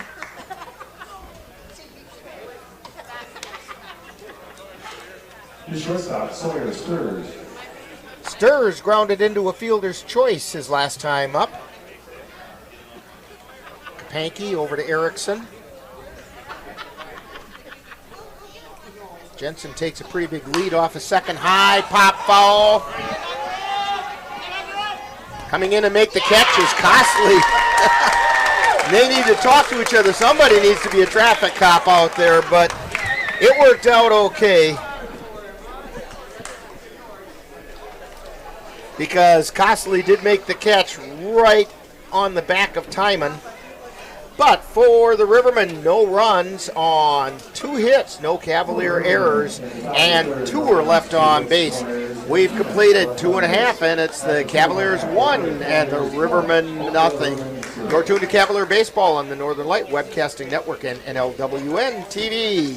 Muldoon's Men's Wear, we're the well-dressed men of the Chippewa Valley shop. Whether you're looking for that big day you have coming up, or simply want to look great for a casual night out, Muldoon's is your stop. Let John or one of the other fine staff help you find just what you're looking for, and they'll make sure it looks great on you. What tops off the well-dressed man?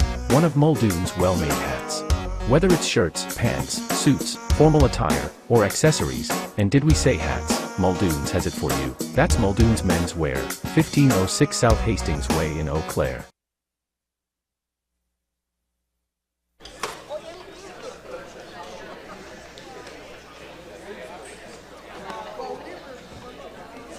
Back here at Carson Park. Dan and I were just talking about Lucas Costley out on the mound. He's got 4 strikeouts in 3 innings of work so far. And that's what he kind of showed us earlier in the season that he was capable of doing. But he hadn't faced any competition like the Rivermen yet. And yeah, they give him that little time off to get the back healed up. And his pitch looks strong. So we head into the bottom of the 3rd inning. And we're back at the top of the order for the Cavaliers. Campbell Kapanke, who singled and scored the only run back in the 1st inning, singled to center field, then scored on a wild throw by the catcher as he was trying to steal 3rd. Threw it down into the Cavalier bullpen area, and Kapanke came in to score. Tyler Gray with the first pitch to Campbell, fouled off the right side. That ball long brought to you by Madison Street Auto Body. Call 715-834-8431. Gray into the wind. And the pitch. Swing and a miss, strike 2.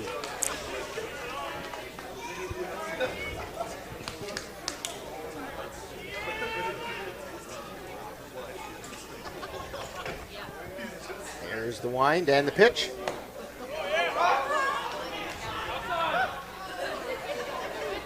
And Kapanke strikes out. The ball got away from Becker, and Kapanke got thrown out at first. But it goes in the book as a strikeout. It's going to bring up Caden Erickson, who flew out to left his first time up. Second baseman, Caden Erickson. This is a good example. Caden Erickson's a good example of a hitter who does what they say, barrels up the ball. Pitch is high for a ball. Put that barrel of the bat on the baseball and just put it in play.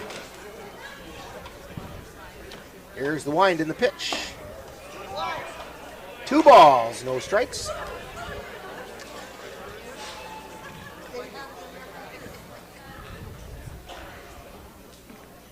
Tyler Gray into the wind in the 2-0 pitch.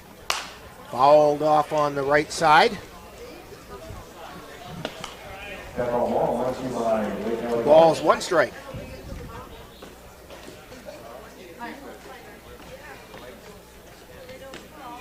Erickson played ball this spring at Hamlin University. Here's the pitch. It's outside. Ball 3.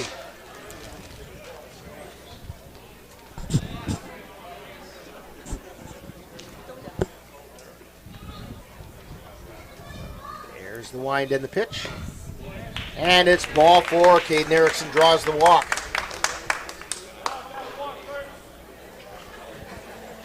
Brings up Cooper Kapanke, who struck out his last time up. Third baseman, Cooper Kapanke.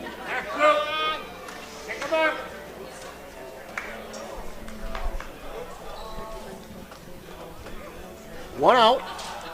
Erickson on first. Takes his lead. Tyler Gray looks in for the sign. He's at the belt. And the pitch. Called strike over the outside corner.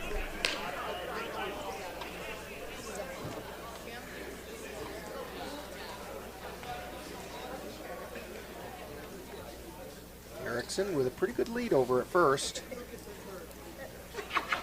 And the pitch. Foul back.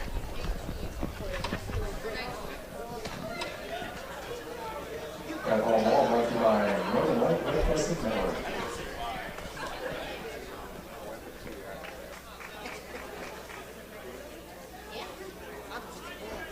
No balls, 2 strikes.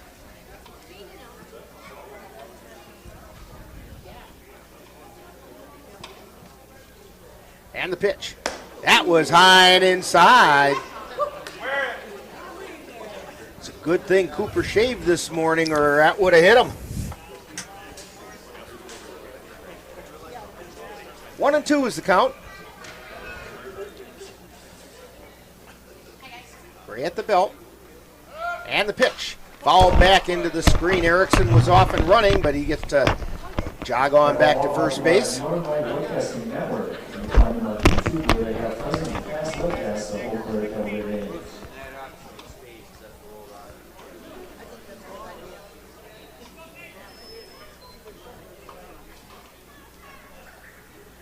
Tyler Gray looking in for the sign. And the pitch. Outside, runners going. Erickson slides into second with a stolen base for Caden Erickson. 2 balls and 2 strikes is the count with 1 out.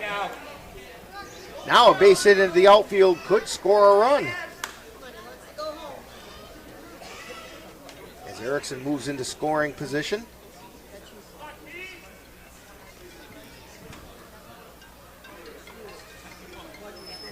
He takes a lead. And the pitch. Swing and a miss for strike 3. Chased after the high ball that time. Second time Cooper has struck out in today's game. Brings up Cole Timon. Flew out to center field his last time up.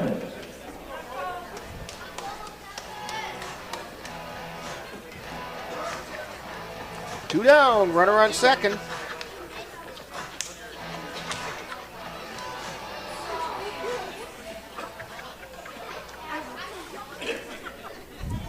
Here's the pitch. Erickson going, and he's in. They're going to talk about that one. Maybe not. Nope, they're saying he's safe. Erickson's safe at third. It was a pretty close. The ball came right down between, looked like between Erickson and the bag, and whether Erickson got on the bag first or the ball got there first, I'm not sure. The umpire says Erickson was safe.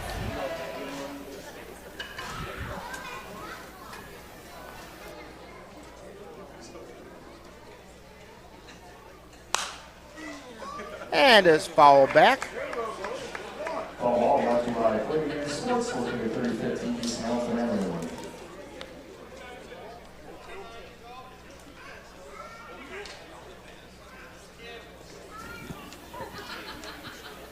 No balls, 2 strikes.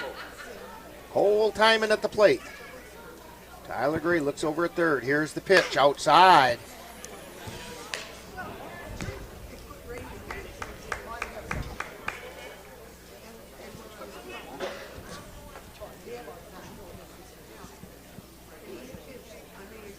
One ball, 2 strikes. Erickson takes his lead. And the pitch.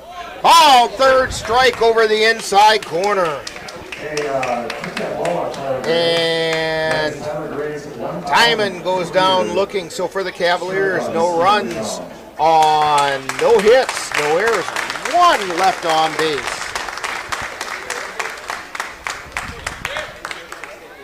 So we've completed 3, and it's the Cavaliers 1, Rivermen nothing. You're tuned to Cavalier Baseball on the Northern Light Webcasting Network, NLWN-TV. Royal Credit Union's low rates and flexible terms on auto loans can help keep your payments low. Get a great rate on your next car or truck purchase, or refinance an existing vehicle with an auto loan from Royal Credit Union. Royal also offers loans for buying or refinancing boats, UTVs, and other vehicles. Royal Credit Union wants to help keep your payments low. Check rates and apply for a Royal Credit Union vehicle loan online at rcu.org/autorate. Subject to credit approval. My My Shiro doesn't always wear a cape, but she always has time for a hug, a smile, for going the extra mile. My Shiro stretches every dollar, puts in long hours, puts others first. But now it's your time, Mom. When you're ready to retire, we want you to be able to enjoy it. It's time to start saving now. A free 3-minute online chat can give you the personalized tips you need to start boosting your retirement savings today. Visit aceyourretirement.org. And we're back here at Carson Park. That strikeout of Cole Timon by Tyler Gray was his 1,000th strikeout of his career with the Rivermen.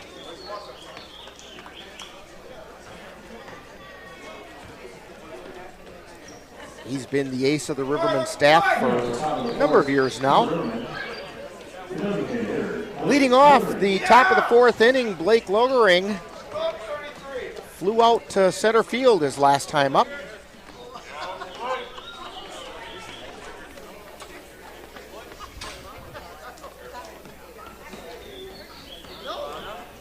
There's the wind and the pitch. It's inside for ball 1.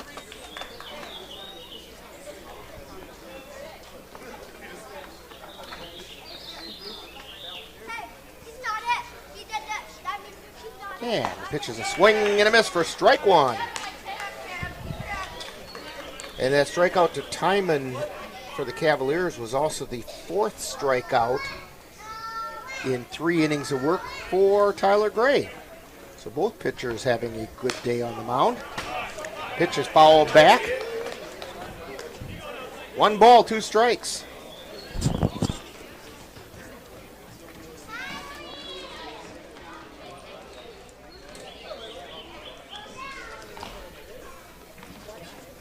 And the pitch.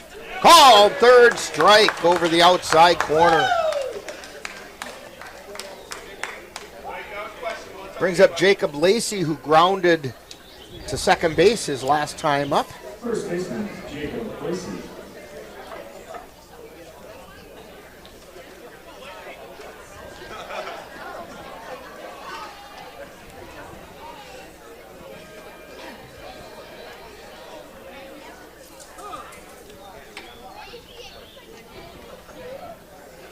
And the pitch.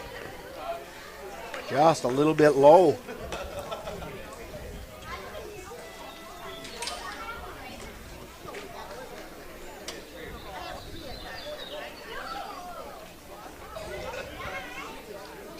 Cosley toes the corner of the rubber. He's at the belt. And the pitch. That got the corner for called strike. 1 ball, 1 strike, 1 out. We're in the top of the 4th inning, scheduled for 7 in a doubleheader today.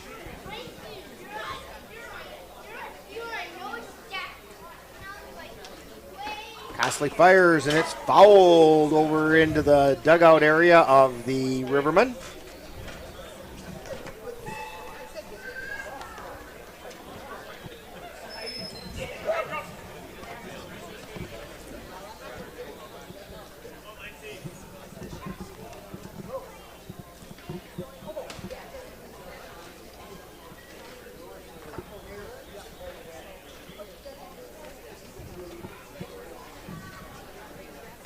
Lucas Cosley at the belt, and the pitch, it's outside.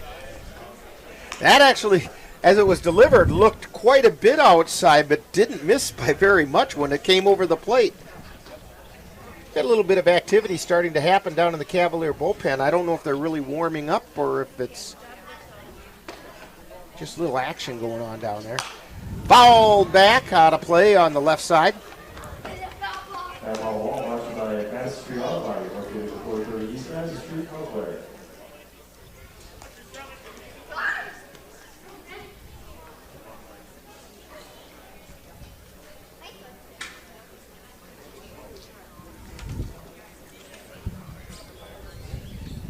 And the pitch. Swung on and missed. Ball gets dropped and over to first for the put out. So it goes in the book as a strikeout to Jacob Lacey. And it brings up Alex St. John, who struck out his first time up, warming up down in the Cavalier bullpen. Just doing some light tossing right now is Reese Lucas.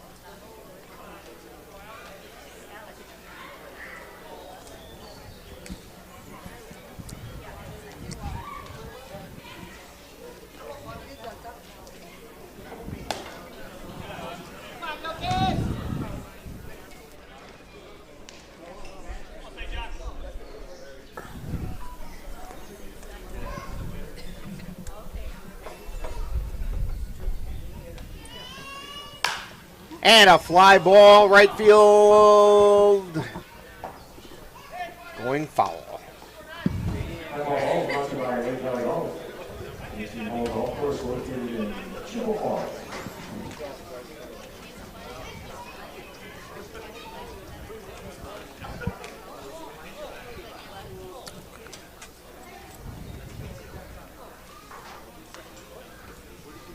Swing and a miss for strike two. We have a new update in the CRBL. In the third, the Tilden Tigers are tied with the SU Merchants for 1-1. And the pitch, it's a ground ball, picked up, well, no, just knocked down by Jackson Vance. We'll see how they rule that one.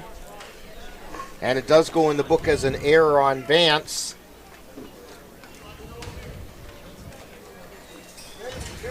That brings up James Davis, who singled to right his last time up. James Davis.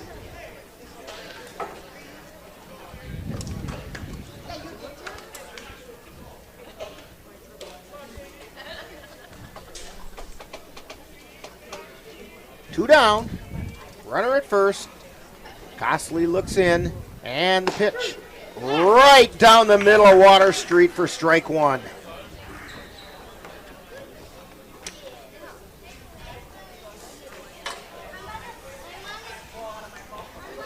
Costley at the belt. And the pitch. Just missed the outside corner.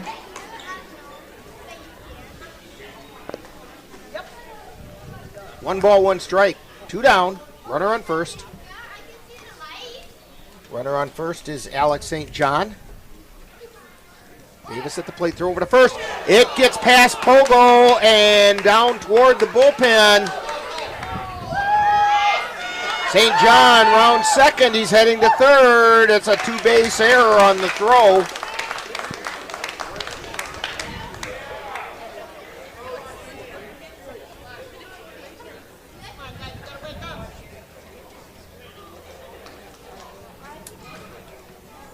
That puts St. John over on third with two down. Count is 1-1 to Davis. Costley at the belt. And the pitch. Swung on a missed. Strike two.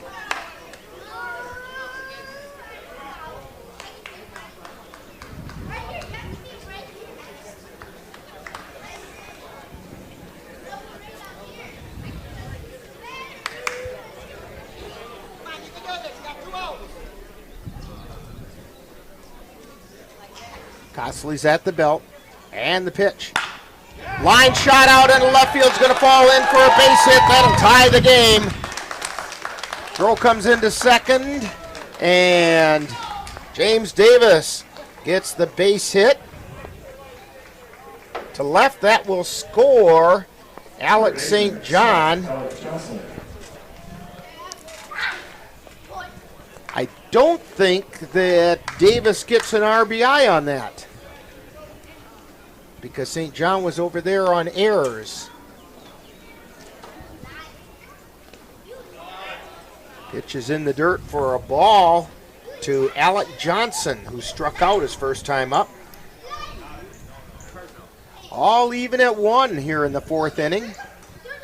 Give Cole a minute to... Cole Timon taking a beating there behind the plate.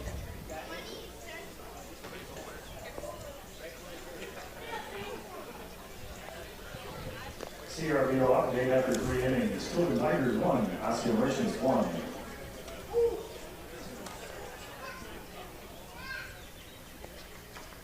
Eau Claire Cavaliers and the Kapanki boys would like to wish their grandparents, Roger and Meryl Mangan, happy 57th anniversary.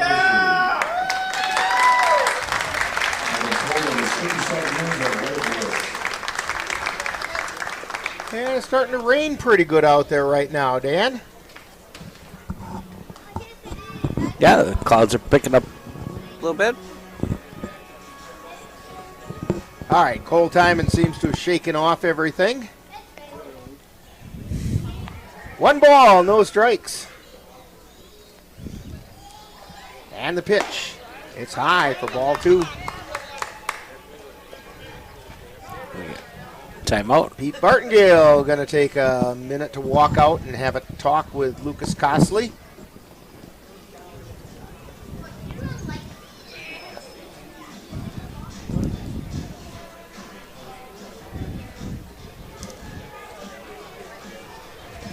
And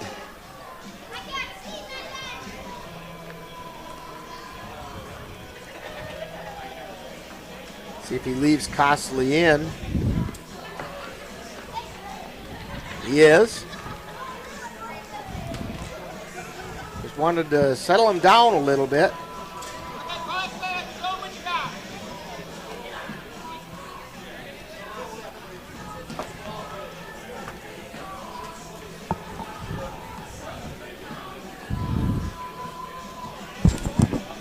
So, stepping back into the box is Alec Johnson. Cosley at the belt, peeks over at first, and the pitch. Foul back at the plate. 2 balls and 1 strike.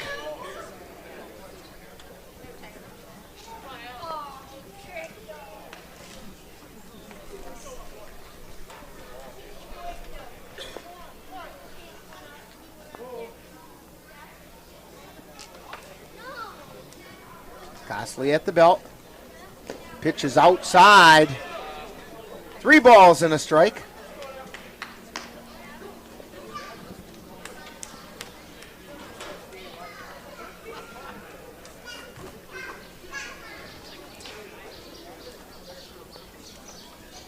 Cosley digging a little bit of mud out of his cleats.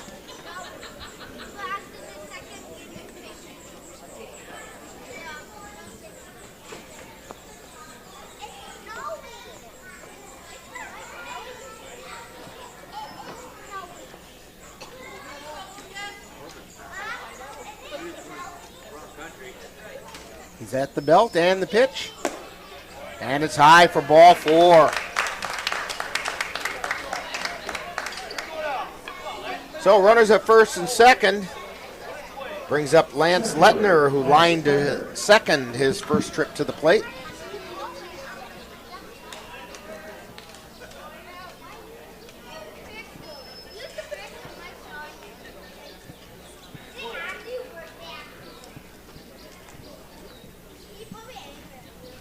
And the pitch.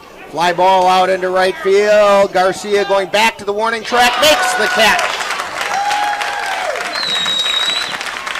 So that'll do it for the Rivermen, but not before they pick up a run on 1 hit. There were 2 Cavalier errors and 2 left on base.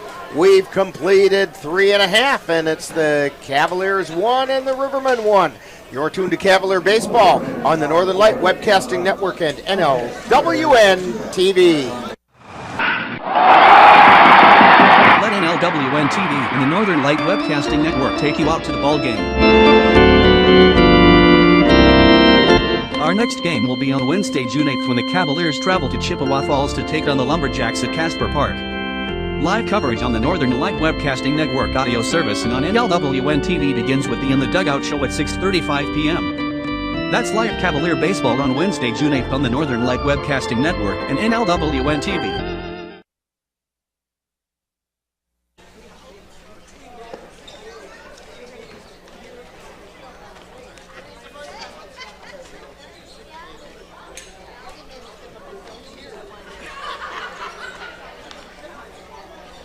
back here at Carson Park. Just taking a quick look at the weather radar.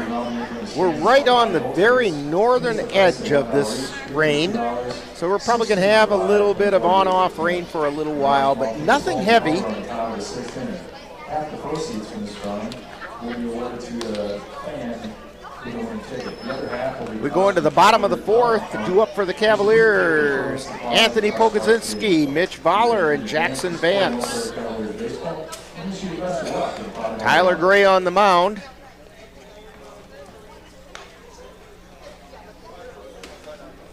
Well, each team has a run, and neither run today is earned.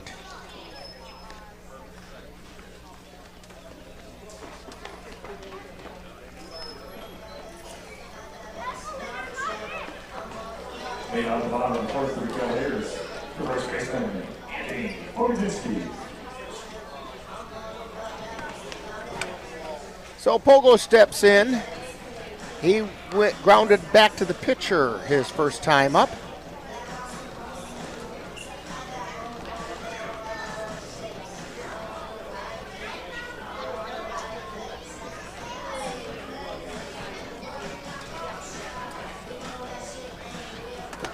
Tyler Gray into the wind and the pitch.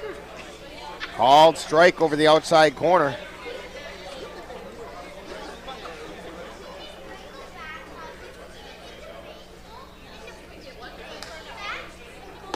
And the pitch is high. 1 ball, 1 strike.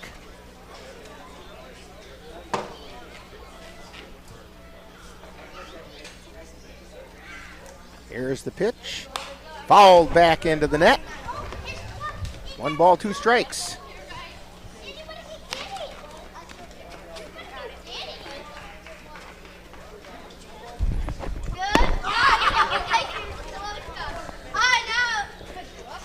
Ogo steps in.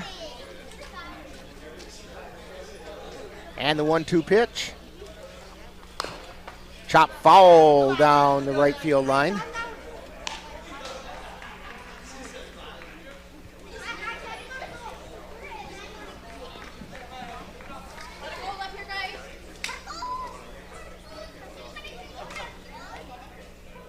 Here's the wind. And the 1-2 pitch swung on and missed by Pogo for strike 3. That's going to bring up Mitch Voller. Voller got on via an error by the third baseman his first time up. Alec Johnson made the throw over to first, but he threw it a little bit high, and Jacob Lacey had to go up to get it. Swing and a miss, strike 1. While Lacey was up in the air, Voller was stepping on the bag.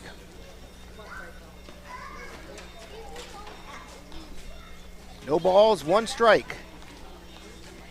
And the pitch. Called strike on that outside corner.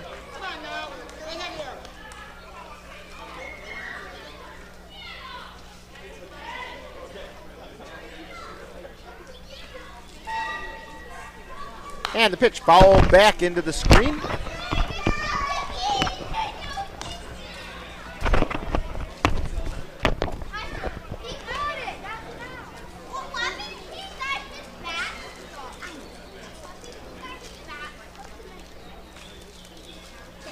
Here's the wind and the pitch. A looper into the infield. Coming in is Brett Jensen. He makes the catch.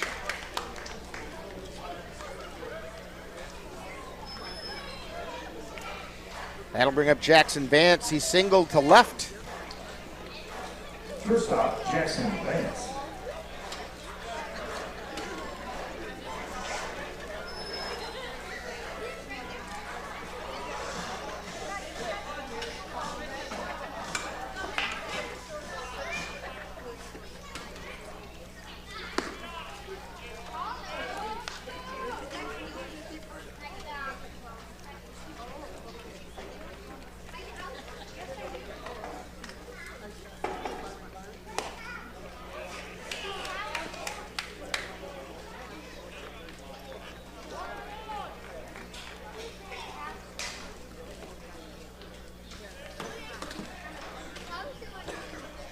Here's the wind and the 1-1 pitch.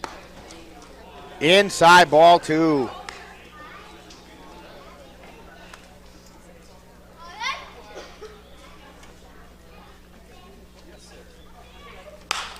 And a fly ball, right field, heading off into foul territory, lands in the Rivermen bullpen area.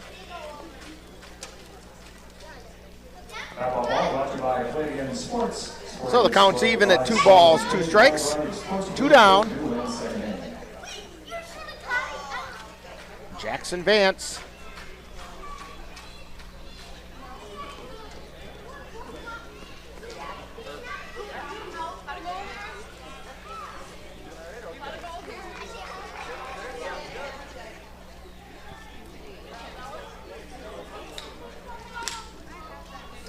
Tyler Gray into the wind and the pitch. Line shot right back up the middle. It's going to be good for a base hit. Jackson Vance checks in at first base. He rounds it and holds.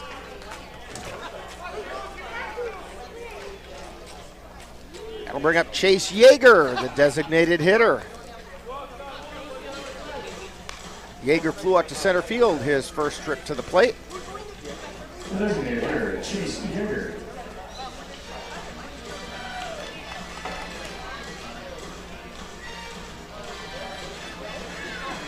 That's the 3rd hit of the day for the Cavaliers.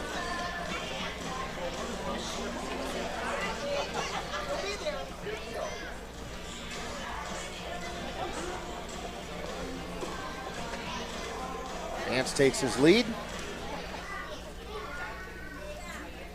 Gray throws over to first. Vance gets back in. Tell you what, Dan. That dive back in by Vance looks like it might be getting a little slick out there. He didn't quite get the same footing he's used to. Yeah, and he's taking a pretty big lead. Here's the pitch. Swung on a miss for strike 1. Chase Yeager.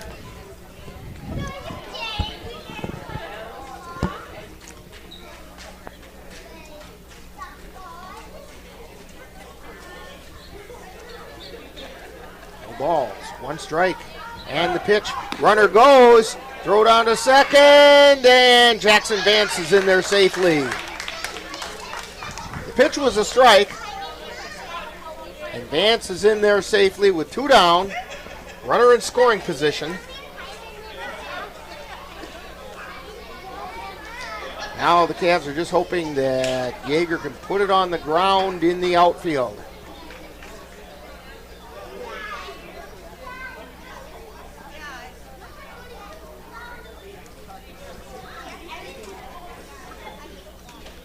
And they're going to have a quick talk at the mound. Tyler Gray wants Jake Becker to come out. They're going to talk it over a little bit.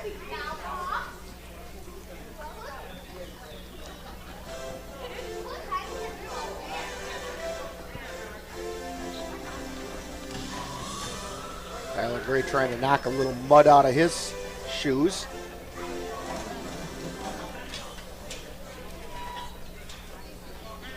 And the pitch swung on a miss for strike 3. So Chase Yeager goes down swinging. And for the Cavaliers, no runs, 1 hit, no errors, 1 left. We've played 4 and we're all tied at 1. You're tuned to Cavalier Baseball on the Northern Light Webcasting Network and NLWN-TV. If you've been admiring the freshly groomed look of a baseball field, or the stunning appearance of a golf course, remember you too can have a lawn with the same beauty by simply calling Midwest Environmental Consultants. Their professional lawn care experts can bring your lawn to its full beauty and appearance. Call Midwest Environmental Consultants at 715-586-1302. Let Midwest Environmental Consultants help make your lawn the showplace of the neighborhood.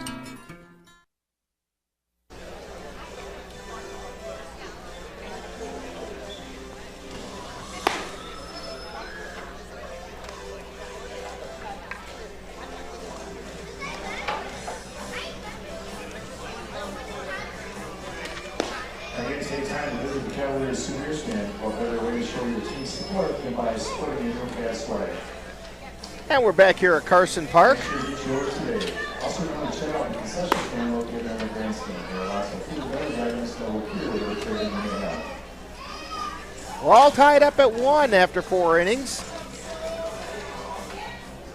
Mound's getting a little bit sticky, mud-like out there. It's not too bad. The pitchers seem to be able to find good footing. It's just that it keeps getting hung up in their cleats.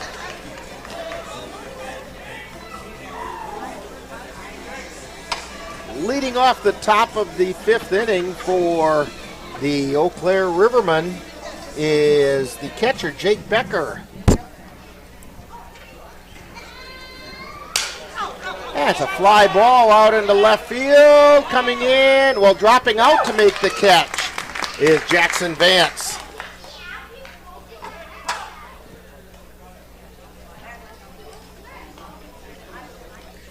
Second baseman, Brett Jensen. That's going to bring up Brett Jensen back at the top of the order. Jensen is 1 for 2. He struck out and then singled to short.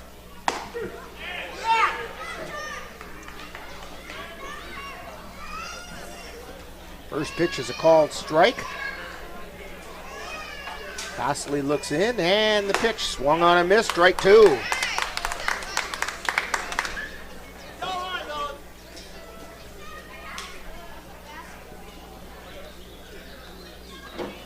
No balls, 2 strikes.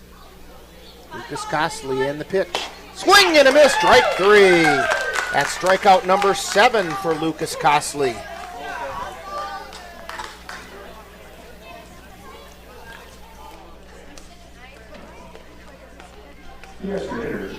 That brings up Andy Neese.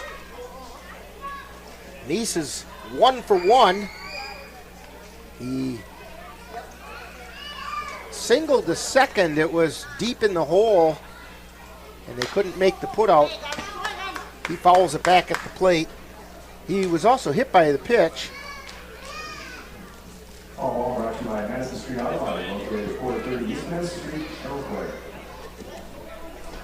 Yeah, Erickson made the play on Neese's base hit, but he was actually a step or 2 to the third base side of second when he did it.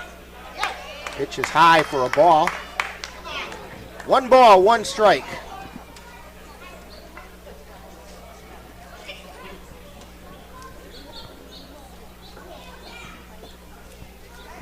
There's the pitch. That was high and inside, ball 2.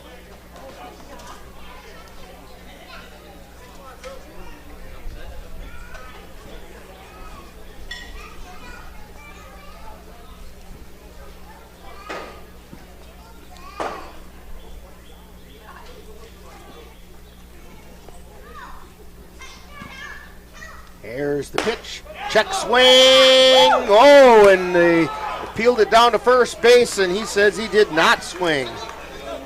So 3 balls and a strike. He's got to get that bat across the plate to be a swing, and he looked like he might have held it back just enough. There's the pitch. And he called that one a strike over the outside corner. Dan, would you say maybe that was a makeup call? I would think on that one. Count goes full to Andy Neese. There's the pitch. Ground ball out to short. Jackson Vance can't pick it up.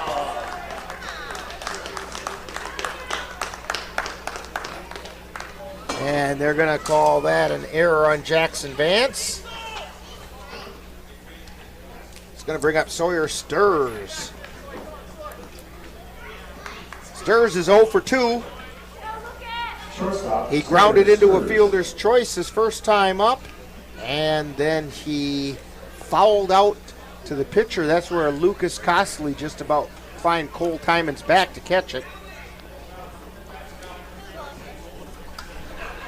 There's the pitch.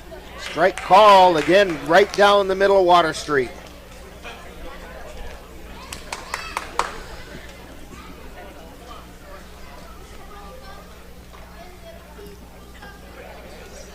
There's the pitch. Just a bit high. 1 ball, 1 strike.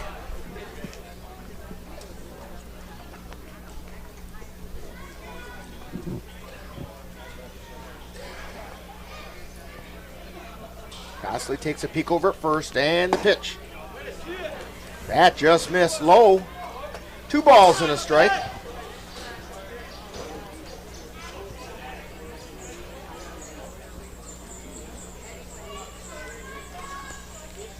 And the pitch. Runner goes. Throw it on to second. They didn't get him. Ball goes out into center field, but it's backed up by Kapanke.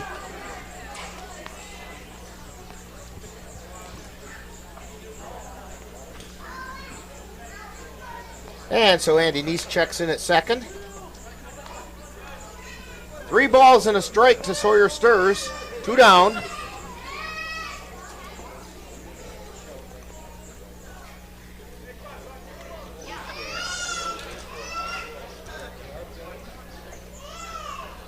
Cosley at the belt, looks over at second. And the pitch. Foul back into the screen. The count goes full. All ball brought to you by Lake Valley Golf, located 2196 110th Street, Chippewa, Wisconsin. 3 balls, 2 strikes, 2 down. Runner on second. And the payoff pitch. Fly ball out into right field. Moving over is Josh Garcia, and he makes the catch. So for the Rivermen in the top of the 5th inning, no runs on no hits. There was 1 Cavalier error and 1 man left on base. We're still tied at 1 after 4.5 innings, and you're tuned to Cavalier Baseball on the Northern Light Webcasting Network and NLWN-TV. Mom's Restaurant and Pub in Colfax has just what you need when you have that craving for a home-cooked meal the way Mom used to make it. Mom's is open from 7 a.m. to 3 p.m. daily and until 9 on Fridays with a complete breakfast menu. Lunch includes sandwiches, salads, wraps, and burgers, along with Mom's comfort food favorites, and don't forget dinner on Fridays with Mom's famous fish fry. The coffee always hot, the breakfast always delicious, and lunch puts a smile on your face. 225 Bremer Avenue, Colfax. Call 715-962-4617. That's Mom's Restaurant and Pub in Colfax.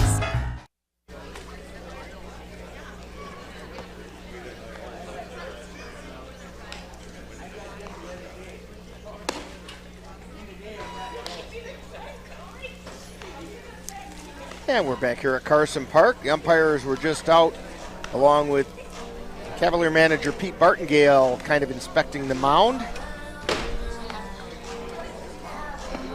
I suspect between games they'll work on it pretty good. The rain seems to have let up.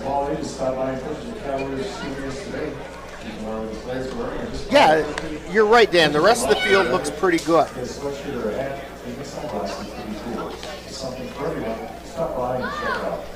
So we head into the bottom of the 5th inning, and 2 up for the Cavaliers. The Geno's player of the game, Ben Boda, along with Josh Garcia and Campbell Kapanke.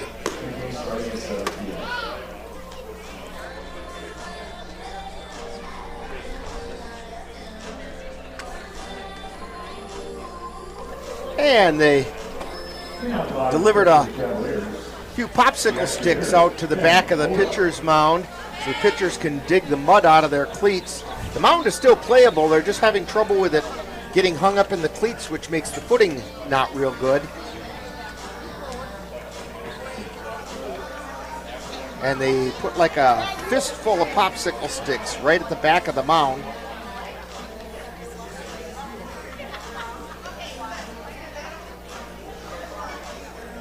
Tyler Gray digging the mud out of his cleats as Ben Boda steps in to start off the bottom of the 5th inning. Again, he is the Geno's player of the game. And the first pitch is a called strike over the inside corner. Holy cow. Big curveball. It curved very nicely over the plate. That looked like it was going right into his hip, and it broke right over the plate. Here's the pitch. And that one got the outside third of the plate. No balls, 2 strikes. Remember, mention Ben Boda's name when you go out to Geno's tomorrow and get yourself a free soft drink. Here's the pitch. And it's high. Ball 1. And if somehow Ben should get himself an extra base hit, that would turn into a free appetizer. There's the wind and the 1-2 pitch. Swing and a miss for strike 3.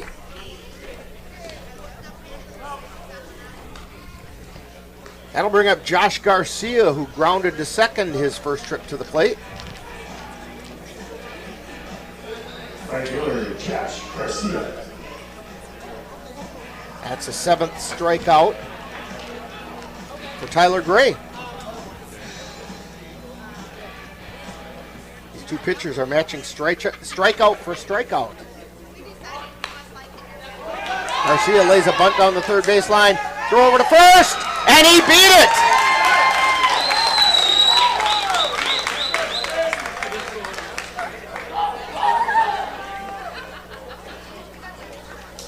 So a bunt single to first base for Josh Garcia. And Tyler Gray digging some more mud out of his shoes.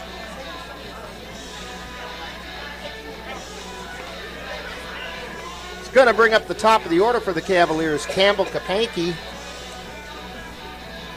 Campbell's 1 for 2. He singled in the first inning and then struck out.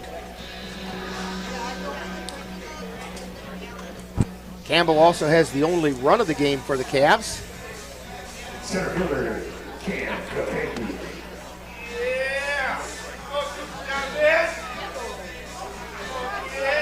Pete Bartengale giving some signs down in the third base coaching box. Tyler Gray takes a look over at first. Throw over to first. Garcia gets back in safely. Garcia has very good speed. Cavaliers want to try to manufacture a run here. Throw back over to first. Garcia back in. Tyler Gray has a pretty quick move over to first.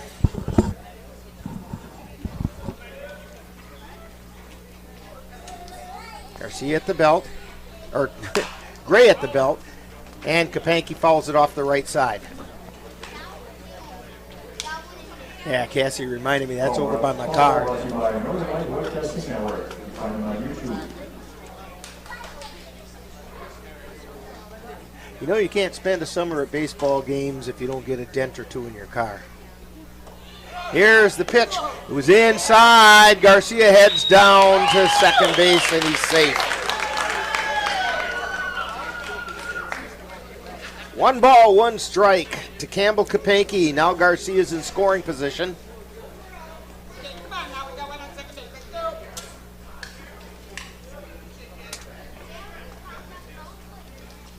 Garcia takes his lead.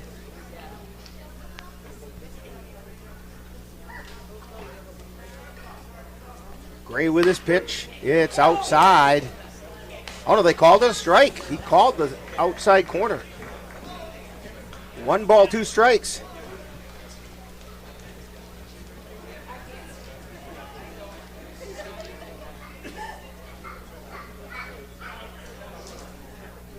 There's the pitch. Check swing ball. Counts even at 2-2.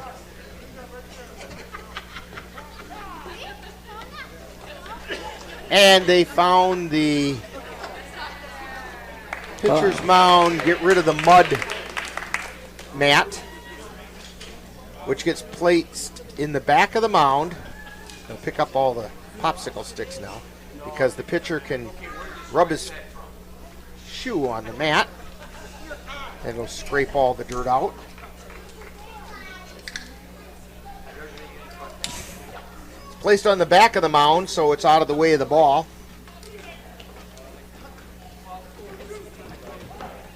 Two balls, 2 strikes to Campbell Kapanke. Garcia takes a lead at second. And the pitch. That's inside. Count goes full now to Campbell.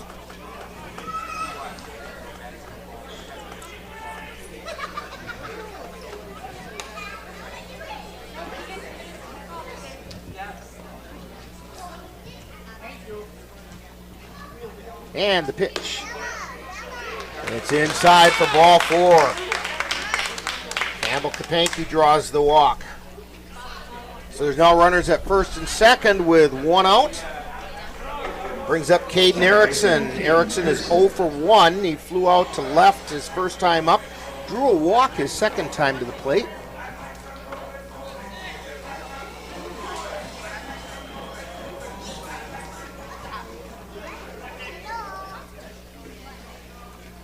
And the pitch swung on a missed.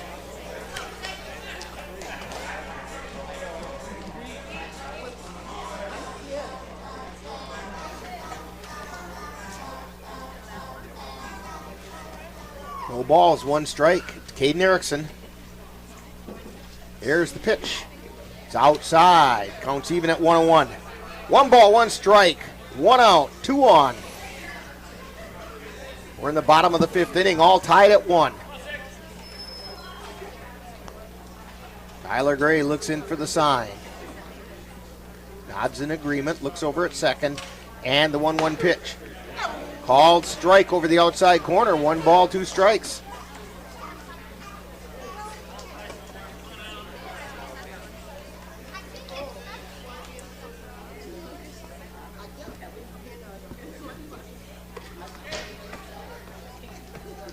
And the pitch. Outside. Count goes even at 2-2.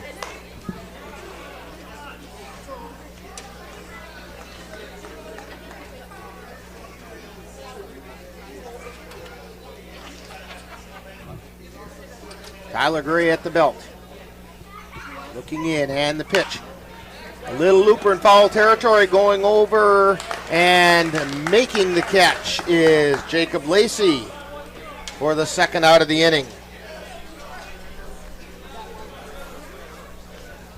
That'll bring up Cooper Kapanke. And Cooper is 0 for 2 with 2 strikeouts. He'd like to get off that snide a bit.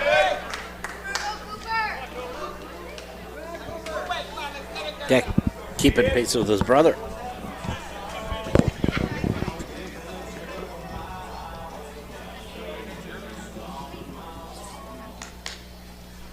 Here's the wind and the pitch. That was a little bit high. Which is saying something because Cooper has a high strike zone.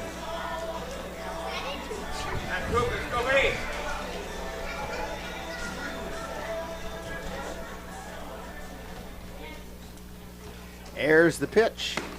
That's a called strike over the inside corner.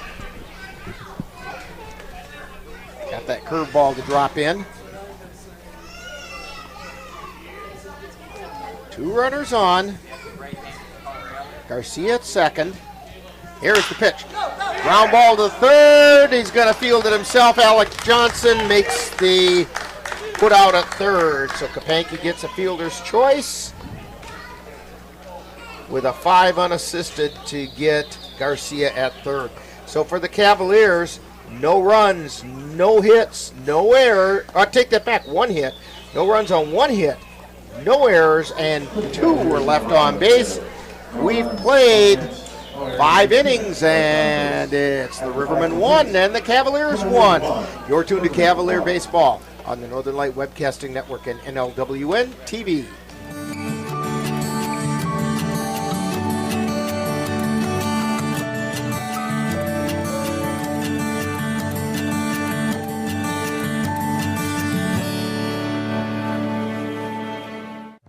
For over 1/3 of its history, Eau Claire has been able to count on the Eau Claire Cavaliers for high-quality baseball excitement.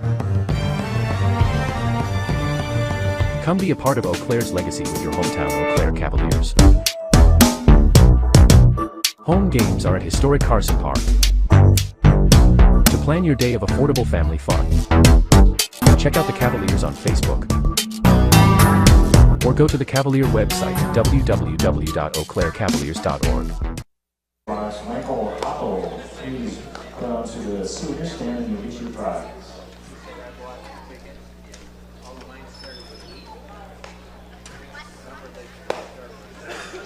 Lucas Costley returns to the mound for the Cavaliers for the start of the 6th inning.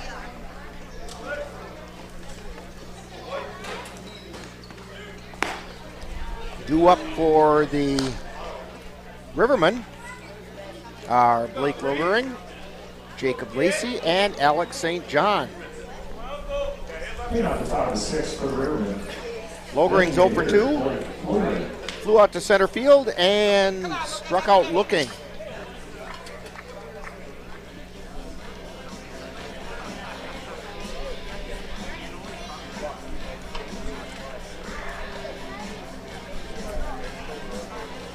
Umpire cleaning off the plate a little bit. Yeah, I don't think the brush would do the trick now.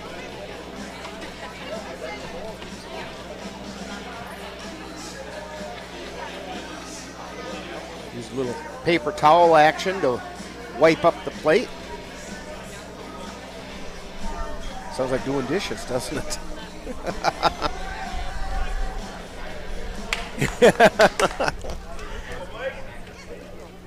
Costley wheels and deals.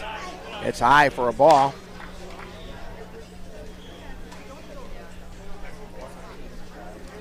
To Blake Logering.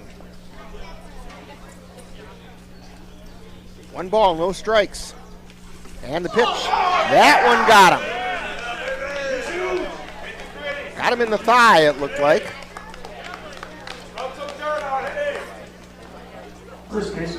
That's the second batter that Costley has hit with the pitch. And that's going to bring about a conference at the mound. And that's going to be it for Lucas Costley. And we're going to get a pitching change, and we'll give you all that information right after this timeout on the Northern Light Webcasting Network and NLWN-TV. Meet the scan, a simple procedure whose mission is to detect lung cancer early.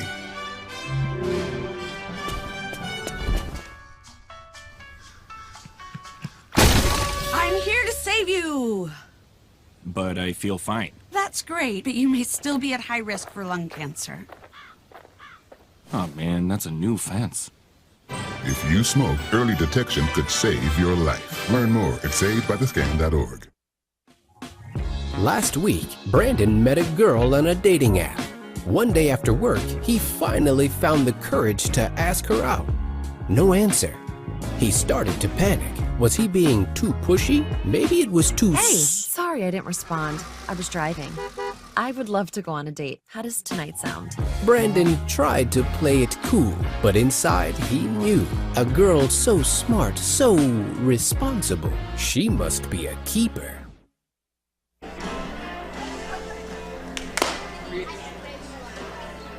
So on the mound now for the Cavaliers is Reese Lucas.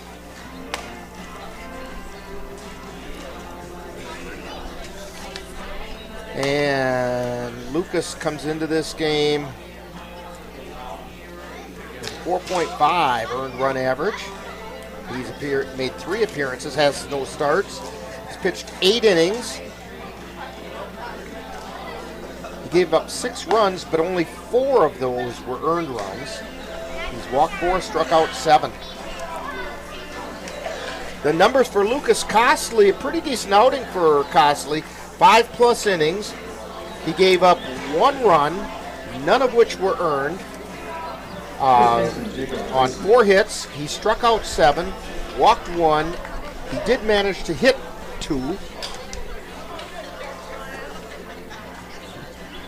And so stepping in to face Reese Lucas is Jacob Lacey. Lacey's 0 for 2, rounded to second and struck out. And Lacey lays down a bunt down the third baseline. Kapanke picks it up, throws it over to Pogo. Made the put out, throw it at third, and they got him at third as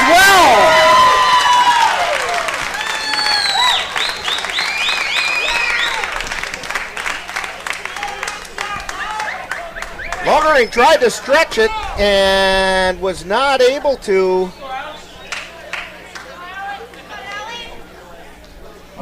So Lacey grounds out 5-3, and then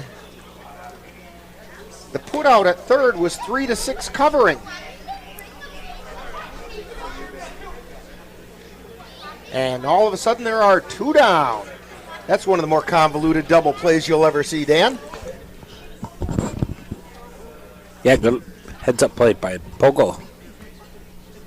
And the pitch. Foul back, straight back over our heads. As this is Alex St. John. He got on an error by Jackson Vance last time up. He's also struck out.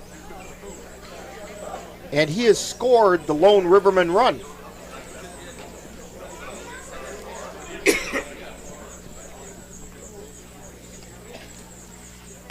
Which is inside. 1 ball, 1 strike.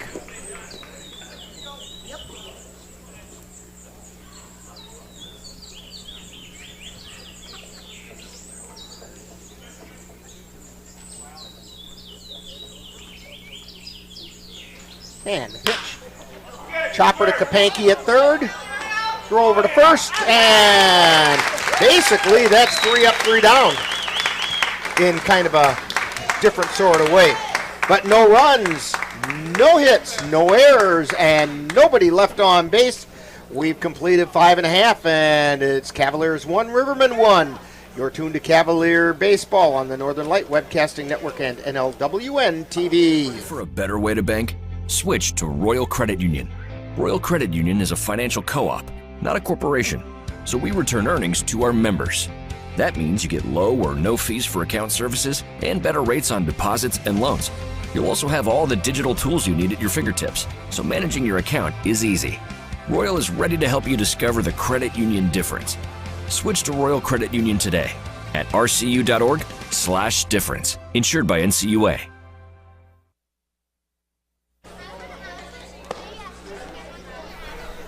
We head into the bottom of the 6th inning in a game scheduled for 7, but right now we're tied, so who knows how long this one's going to go.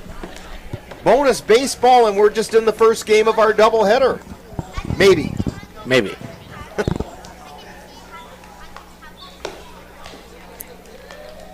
Cavaliers and Rivermen all tied at 1.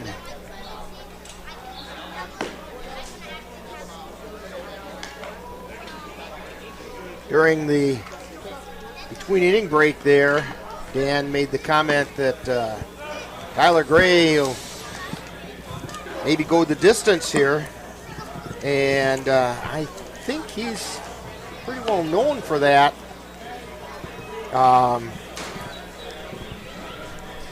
Yeah, 7 strikeouts so far. He's got 2 complete games so far with a 3-0 record, 2 complete games.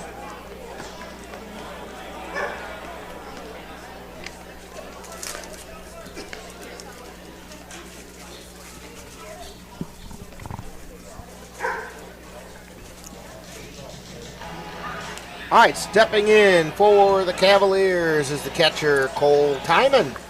Timon's 0 for 2. Pitch is a called strike over the outside corner. Timon flew out to center field his first time up and then struck out looking his last plate appearance.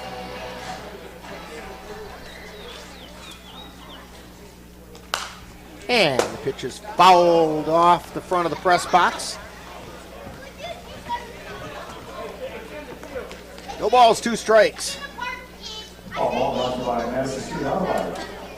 Auto body repair, mechanical service, new auto repair, insurance systems, and car repairs. Tom McCaskey.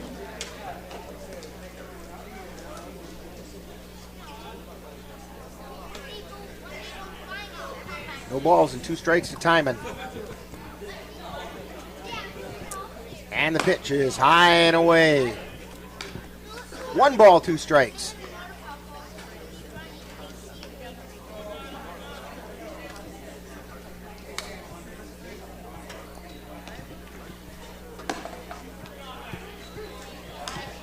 Now it's 2 balls, 2 strikes.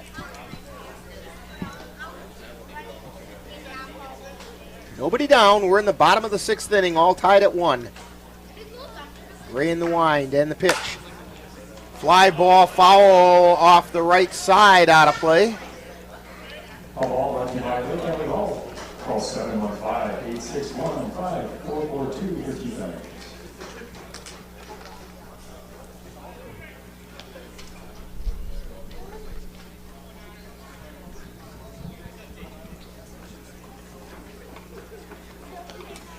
Tyler Gray winds, and the 2-2 pitch fouled off the front of the Cavalier dugout. That ball brought to you by Northern Light Webcasting Count holds at 2 balls and 2 strikes.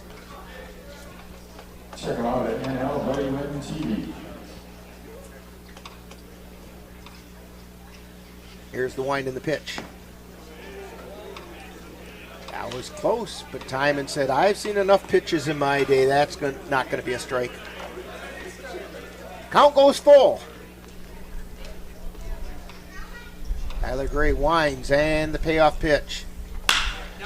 Fly ball out into center field. It's going to fall in for a base hit, ball to the warning track. Bounce around out there a little bit. Cole Timon checks in at second base with a double.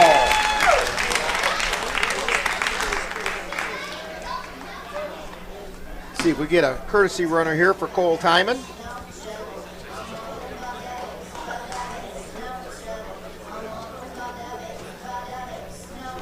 Number 11. And we're going to get Jackson Vance. No, it's not. I take that back. It's Jackson Faulkner. I knew it was a Jackson. Jackson Faulkner going to run for Cole Timon out at second base. That brings up Anthony Pogodzinski. First baseman. Pogo is 0 for 2. Pogodzinski. Grounded back to the pitcher and struck out.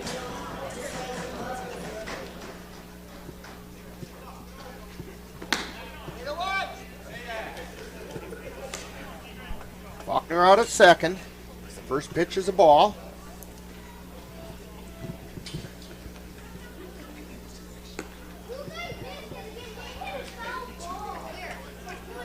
Gray fires. It's high. Ball 2.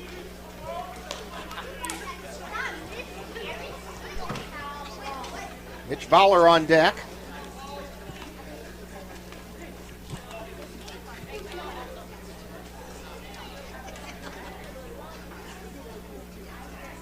Tyler Gray fires, and it's low for ball 3.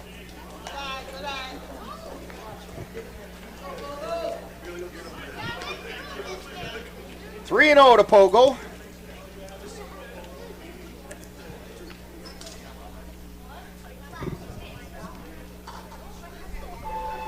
And the pitch. Called strike over the inside corner. Pogo wasn't going to like that one anyway, so he wasn't going to swing. 3 balls and 1 strike. Here's the pitch. Check swing called strike over the inside corner. Now the count is full to Anthony Pogodzinski. Jackson Faulkner out at second, takes his lead. Gray looks over that way. And the payoff pitch. And it's low for ball 4. So Pogo draws the walk. Runners at first and second with nobody out. Mitch Fowler at the plate. And Jaden Nix is out on first base now. We'll have to see if Nix ends up staying in the game. Mitch Fowler at the plate.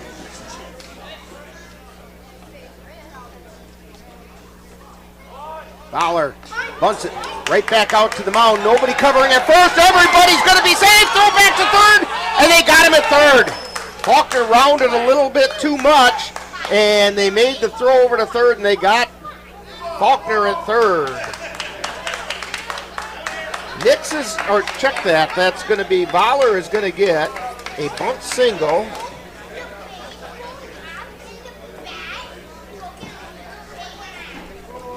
And Faulkner gets the put out at second, or at third, for the second, or first out of the inning. So we have runners at first and second still with 1 out. Jaden Nix over at second. Mitch Fowler at first.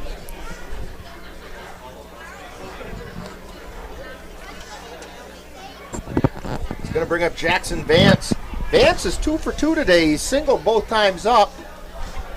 shortstop, Jackson Vance. Yeah, the Cavs got speed at second. And Nix. Vance is single to left, single to center, so I guess he needs to single to right, doesn't he? One more. And a foul straight back.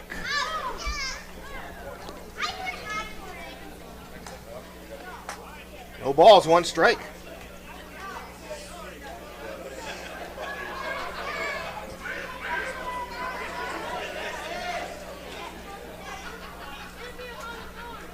Runners take their leads. And a shot out in, catch at second. They tried to make the double play and they threw it away, but Jaden Nix gets over to third. So it's a line drive to the second baseman for Jackson Vance, but Nix advances to third. They tried to make the put out at first on Mitch Baller, and had they made a good throw, they probably would have had him.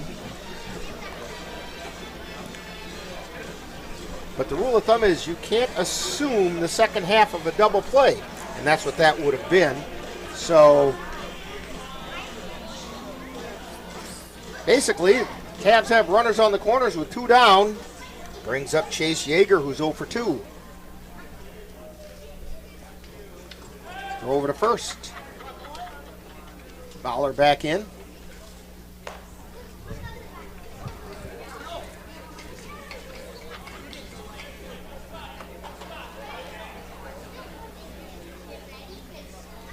Tyler Gray making the pitch outside for a ball. 1 ball, no strikes.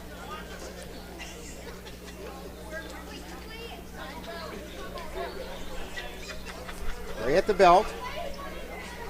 1-0 pitch, check swing, called strike.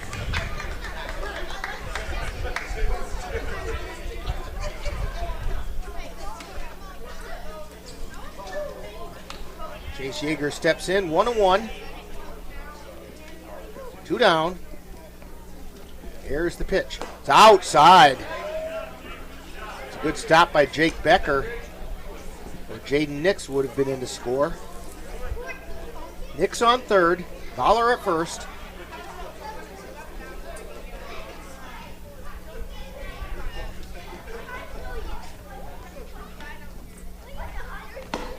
And a called strike over the outside corner. Counts even at 2-2.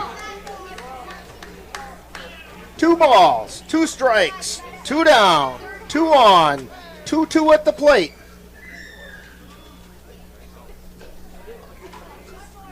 Tyler Gray at the belt.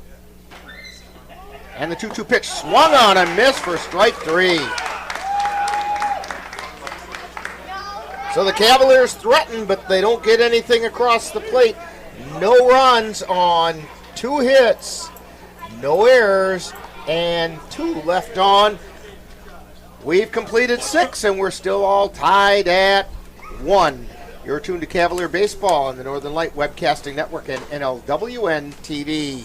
I love the pizza we get when we go to Gino's Pizza. That's because Gino's has been voted best pizza in the Chippewa Valley 5 years in a row. I think it's because Gino's uses the freshest ingredients, premium quality meats, cheeses, savory spices, and zesty toppings, and all served with attention to detail. Now you're making me hungry. Let's head to Gino's Pizza. Scott and the rest of the folks at Gino's Pizza would like to invite you to come out and try the area's best pizza. Call about Monday through Wednesday dine-in specials at 715-835-2000. That's Gino's Pizza at 5110 Fairview Drive, Eau Claire, right next to Chaos Water Park.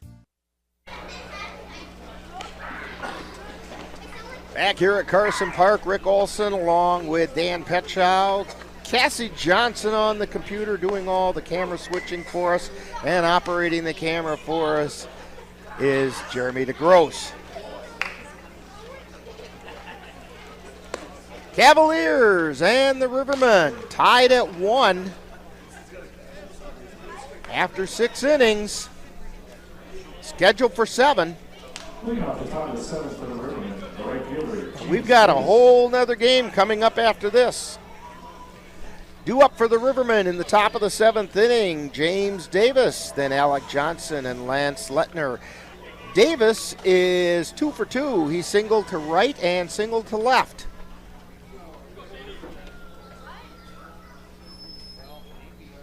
There's the pitch. Just missed that outside corner. Reese Lucas on the mound for the Cavs. In relief. Here's the pitch. Chopped foul down the third baseline.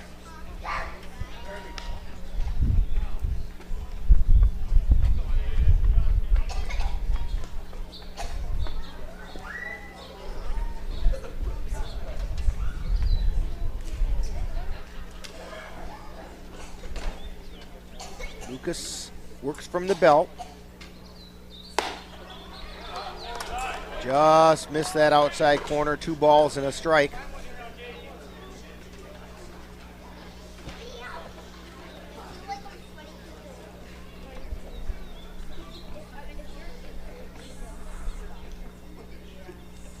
And the pitch. Chopper back to the mound. Lucas goes up in the air to get it. Tosses it over to Pogo at first for the put out. 1-3 on the put out to James Davis.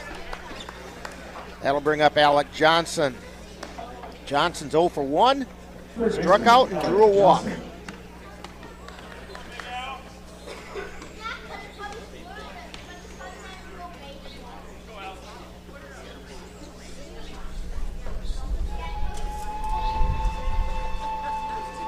Reese Lucas with the pitch.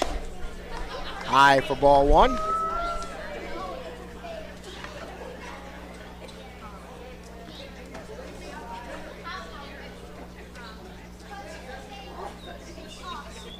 Lucas looks in again. And the 1-0 pitch. It's outside, ball 2.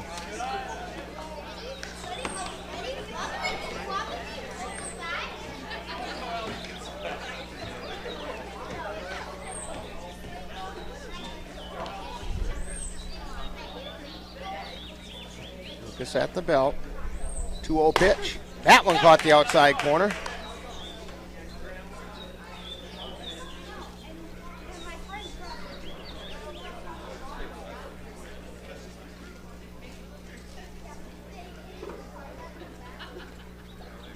Lucas looks in.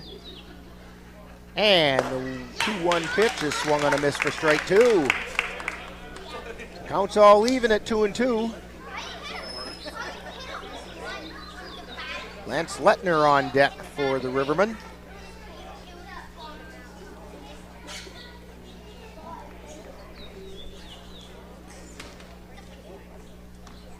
And the pitch. It's outside, so the count goes full.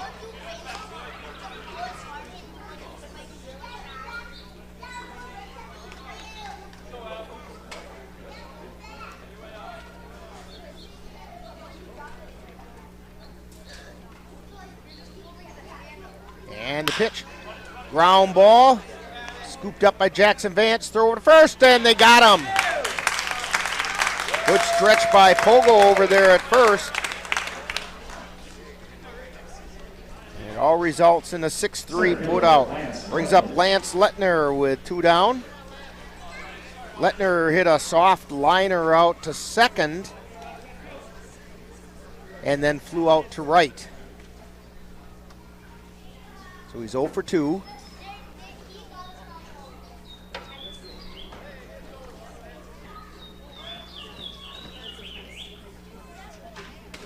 And the pitch just missed inside.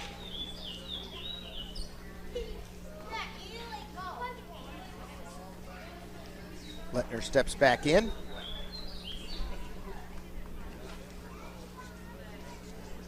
And the pitch. This one's outside.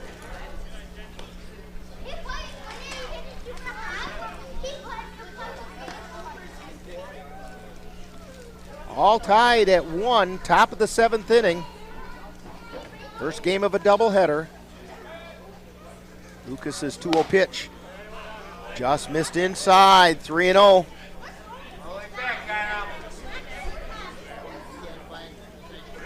We do have some action going on down in the Cavalier bullpen, but they're wearing warm-ups, so we can't tell who they are.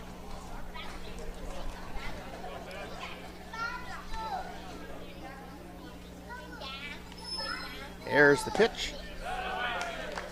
Just missed low, ball 4. So a 4-pitch walk puts Lettner on first. And that'll bring up Jake Becker, who's 0 for 2. Went down looking and flew out to the shortstop and out in shallow left field.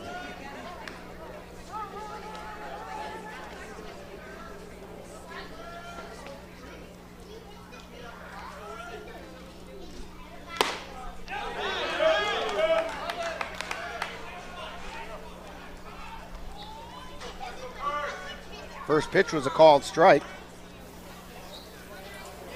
And there go the Blue Angels.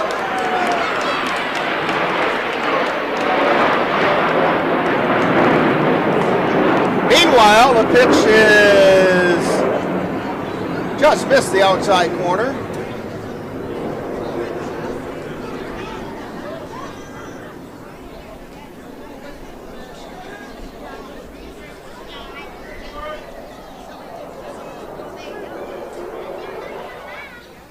And another one just outside. 2 balls and a strike. And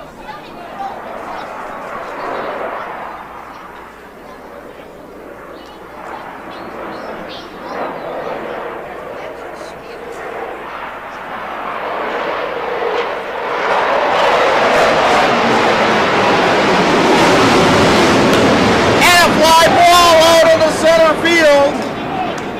Moving back and making the catches, Campbell Kapanke for the 3rd out of the inning. So, no runs, no hits, no errors, 1 left on base. We've played 6.5, and it's the Cavaliers 1, Rivermen 1. You're tuned to Cavalier Baseball on the Northern Light Webcasting Network and NLWN-TV. When it comes to making plans, you are the best. What about those barbecues you plan in detail for your family? Or your daughter's first costume party? It was out of this world. The same way you plan each detail for those moments, start planning to protect you and your loved ones from a natural disaster. Sign up for local weather and emergency alerts. Prepare an emergency kit and make a family communications plan. Protecting your family is the best plan you can make.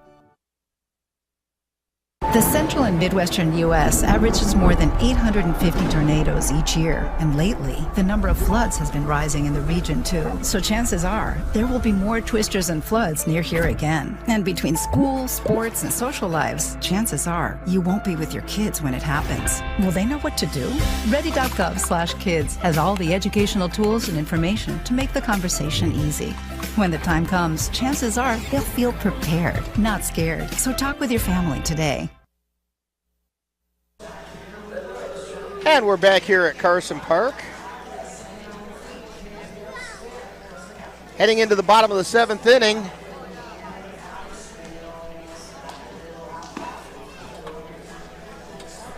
And I believe the Cavaliers are going to have a pinch hitter coming up for our Geno's player of the game. I think it's going to be Ethan Kelberg. Pitching for the Cavaliers. It is. Ethan Kelberg. Kelberg steps in to face Tyler Gray.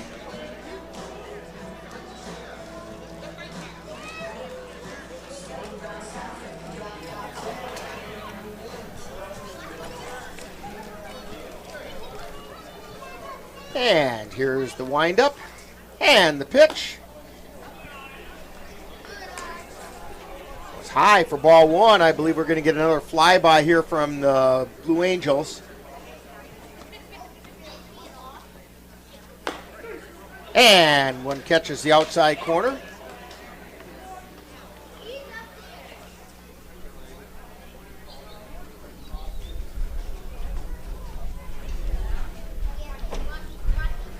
Here's the wind and the pitch. And a called strike at the knees. 1 ball, 2 strikes.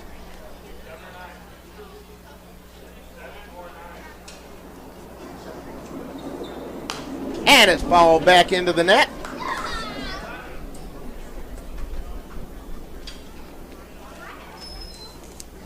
One ball, 2 strikes. Ethan Kelberg comes into today's game batting .500. Here's the wind and the 1-2 pitch. Line shot, base hit down in the left field line. It's going to go over into the corner. Kelberg rounds first, and it goes under the fence, so it's a ground rule double. Ethan Kelberg.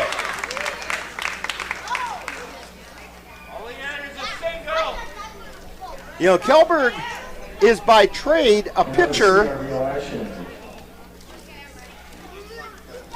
but he's one who hits pretty darn well, and now they're going to use his stick in that batting order. We have a runner at second for him, and it's Ben Boda. Came back in on a re-entry. Batting for the Cavaliers, Josh Garcia. And that brings up Josh Garcia. Here's the pitch.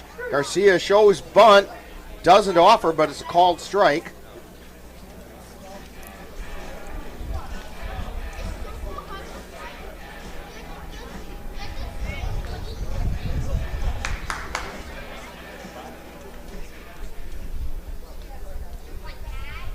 And here's the pitch. He bunts it over to the pitcher. Throw over to first is good for the put out. But Boda checks in at third.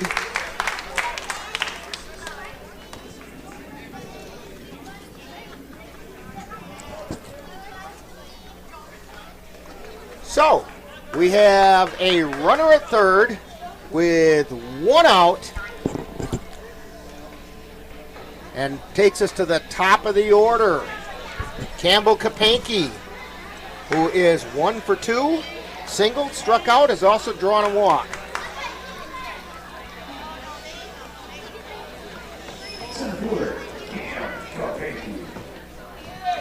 Campbell Kapanke would sure like to get his first walk-off hit right about now. Bottom of the 7th inning, all tied at 1. Cavs have a runner on third. Here's the pitch. High, ball 1. No, he called it a strike.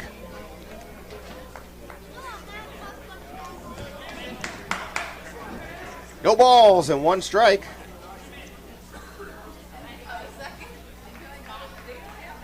Here's the pitch. Fouled off. 0-2. Caden Erickson on deck. Campbell Kapanke at the plate. No balls, 2 strikes.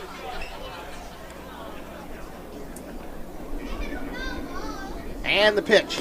Swing and a miss for strike 3.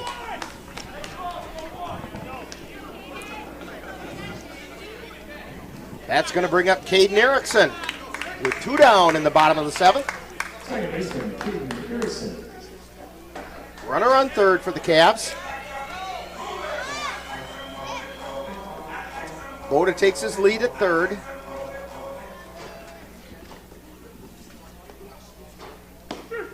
Strike called over the outside corner.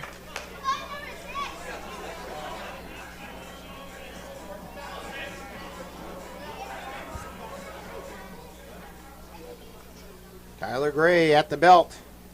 And the pitch. Check swing. It's a ball. 1 ball, 1 strike.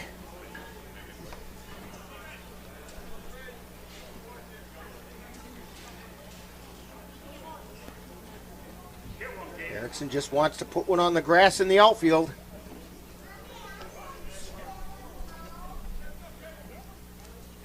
Gray at the belt, and the pitch is high.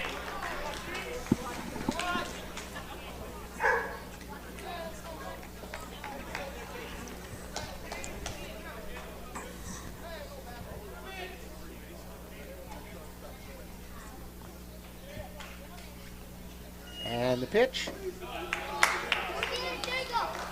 Outside. 3 balls, 1 strike. 2 down, runner on third, bottom of the 7th. We're all tied. Caden Erickson at the plate.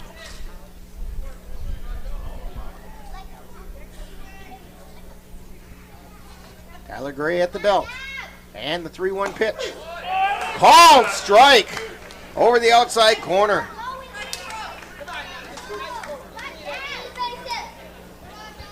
And we haven't had a nail biter like this yet this year.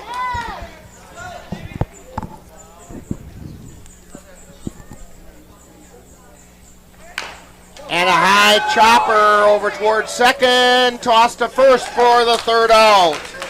So we've got extra innings. Cavaliers pick up no runs on 1 hit. There were no errors and 1 left on base.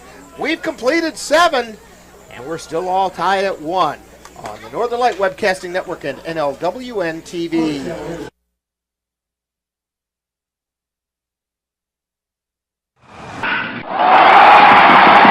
Let NLWN-TV and the Northern Light Webcasting Network take you out to the ball game. Our next game will be on Wednesday, June 8th when the Cavaliers travel to Chippewa Falls to take on the Lumberjacks at Carson Park.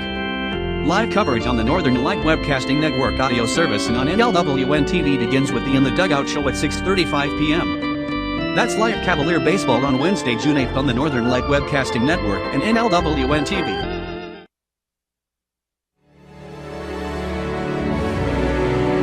The Eau Claire Cavaliers would like to take veterans out to the ball game. That's right. As a thank you for your service, any veteran of the United States military can receive a lifetime pass for free admission to all Cavalier home games. Just come to Carson Park with your veteran identification, and the Cavaliers will issue you a free lifetime pass to all Cavalier home games. That's just the Cavaliers' way of saying thank you for your service. Well, game number 1 is going to go a little longer than expected.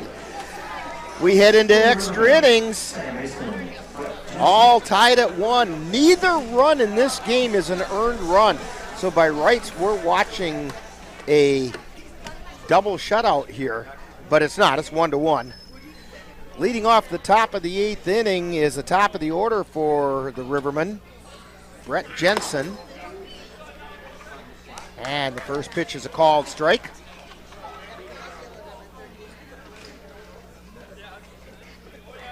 Jensen's 1 for 3. Single to short, struck out twice. Here's the pitch, high pop up in the infield. Erickson circles under it, makes the catch.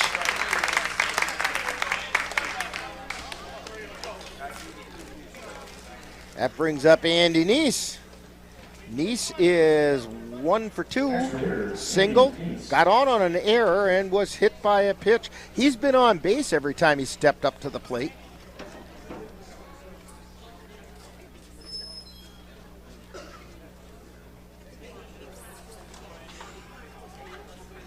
Reese Lucas on the mound for the Cavs. First pitch is high and away for ball 1. Reese Lucas pitched this spring for UW Stout.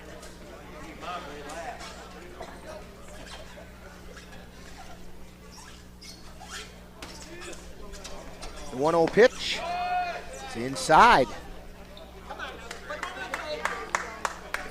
2 balls, no strikes. And again, the Cavaliers have some work going on down in their bullpen, but they're wearing warm-ups, and so we can't tell who they are. And a ground ball off Lucas's glove to Erickson. He picks it up and throws it over to Pogo. We're going to put that down as a 4-3 on the putout. Although technically, if we were doing official scoring, that would be a 1-4-3 because it did bounce off of Lucas's glove. Well, now he took his jacket off. Austin Getch warming up down in the bullpen for the Cavaliers.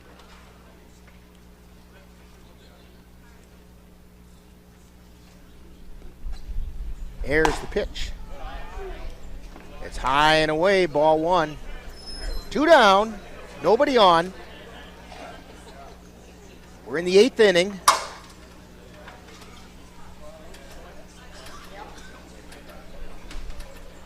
Lucas at the belt.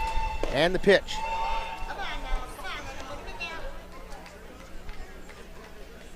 He must have called that low. Looked to me like I went right down the middle of Water Street, but must have been a little bit low. The 2-0 pitch, that one's outside. 3-0 to Sawyer Stirs. Stirs is 0 for 3. Fielder's choice, fouled out to the pitcher and flew out to right. Here's the 3-0 pitch. That was inside. Ball 4. So a 4-pitch walk to Sawyer Stirs brings up Blake Logering. And Logering is 0 for 2. Flew out to center field, struck out looking, and then was hit by the pitch.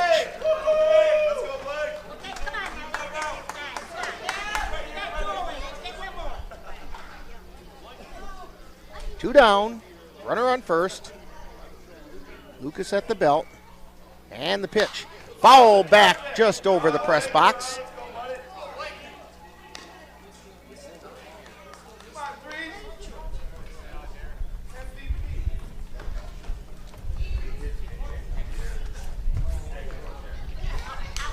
Lucas is at the belt, and the pitch. Strike called at the letters.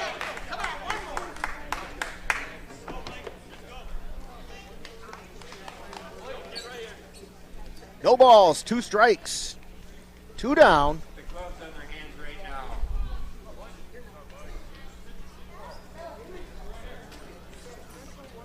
Lucas at the belt, and the pitch. That was high for ball 1.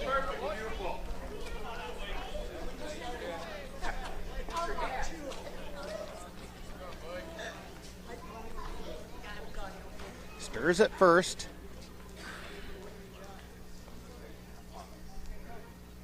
And the 1-2 pitch. Swung on a miss for strike 3. So for the Rivermen in the 8th, no runs, no hits, no errors, 1 left on base, and we continue the extra innings with the bottom of the 8th inning. We're all tied at 1 on the Northern Light Webcasting Network and NLWN-TV. You're tuned to the Northern Light Webcasting Network and NLWN-TV. We use advertising revenue to make this service available to you. If you have a business and would like to get your message out to our ever-increasing audience, give us a call at 715-563-1749. We'll be happy to discuss our budget-friendly advertising packages with you. Get your business noticed on the Northern Light Webcasting Network and NLWN-TV by calling 715-563-1749. Back here at Carson Park, Tyler Gray steps on the mound for the Rivermen for the 8th inning. Due up for the Cavaliers, Cooper Kapanke, Cole Timon, and Anthony Pogodzinski. You ready to do some prognostication here, Dan? Pogo's going to get a walk-off home run. Let's see, who do we got in the lineup right now?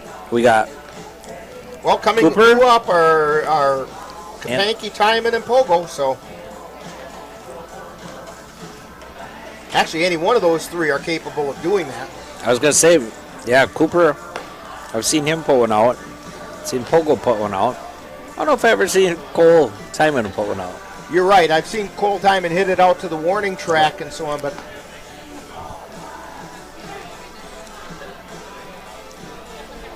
yeah, we saw Pogo put one out just a few days ago. Yeah, down the right field line, I think. Jackson Faulkner heading down to do some warming up in the bullpen.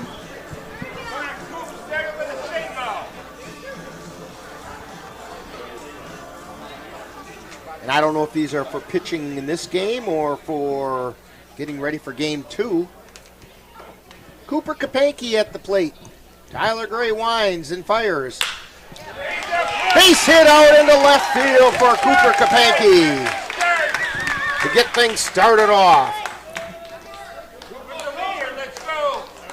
So Kapanke is 1 for 4. That's right even with his batting average. It'll stay at 250. Unless it comes up again, which... Now, Timon doubled his last time up. He's 1 for 3. Shows bunt, pulls back, ball 1.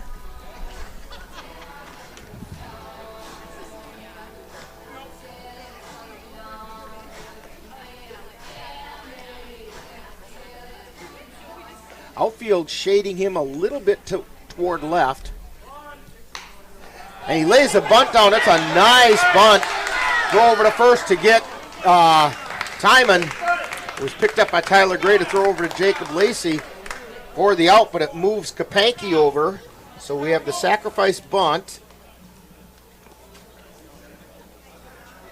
for Timon. That's going to bring up Anthony Pogodzinski. See how good my prognostication is here. Pogo's 0 for 2 today. Rounded to the pitcher, struck out, and drew a walk. There's the pitch. Just missed the inside corner. Ball 1.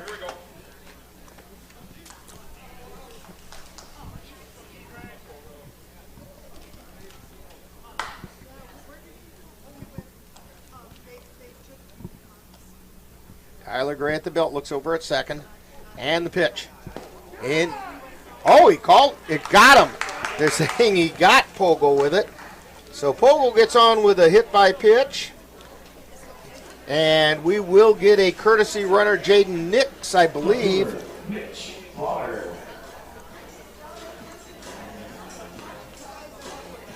I don't think, Pogo's not a pitcher or catcher, so I don't think they can.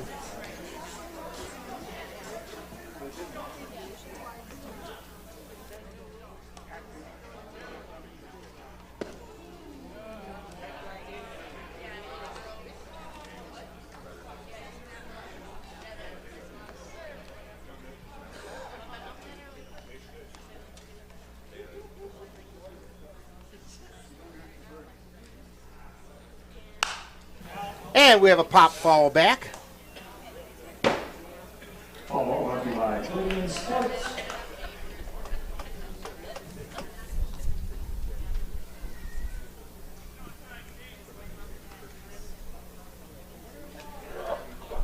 Fowler steps in.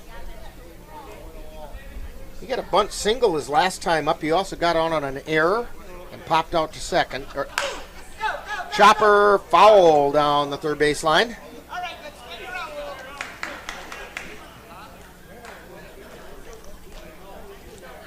Right now, Pogo's run is irrelevant on first. The one that matters is Cooper Kapanke at second. So base hit into the outfield could win the game. We could have a walk-off here. Here's the pitch. It's outside. Ball gets away from Becker, and the runners each advance. Now anything into the outfield should end the game.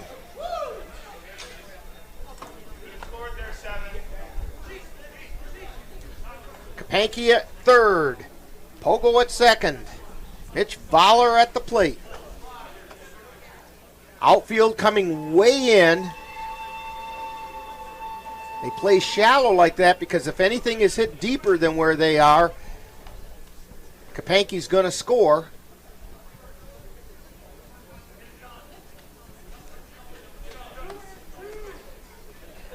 Two balls, 2 strikes, 1 out. Tyler Gray at the belt. And the pitch. Fly ball out into the outfield. This is going to be close. Kapanke waiting. He's going to try to score. Here comes the throw. It's off the line, and Kapanke's in. A walk-off sacrifice fly by Mitch Fowler to left field.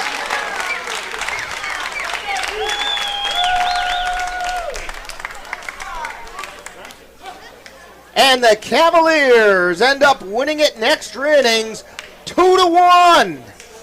We're going to have a shortened version of Talking Baseball in just a couple minutes. We'll come back with all the details, but we have, for the Cavs, 2 runs on 7 hits. They committed 4 errors. And for the Rivermen, we have 1 run on 4 hits. They committed 3 errors. Winning pitcher, Reese Lucas. And the losing pitcher is Tyler Gray. So final score, Cavaliers 2, Rivermen 1 in Game 1. We'll be back with Talking Baseball right after this timeout. You're tuned to Cavalier Baseball on the Northern Light Webcasting Network and NLWN-TV. You've been watching NLWN-TV's presentation of Eau Claire Cavalier Baseball live on the Northern Light Webcasting Network. Stay tuned. Coming up next is Talking Baseball, with a look back at today's game.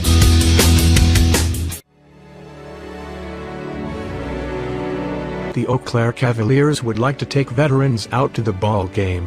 That's right. As a thank you for your service, any veteran of the United States military can receive a lifetime pass for free admission to all Cavalier home games. Just come to Carson Park with your veteran identification, and the Cavaliers will issue you a free lifetime pass to all Cavalier home games. That's just the Cavaliers' way of saying thank you for your service.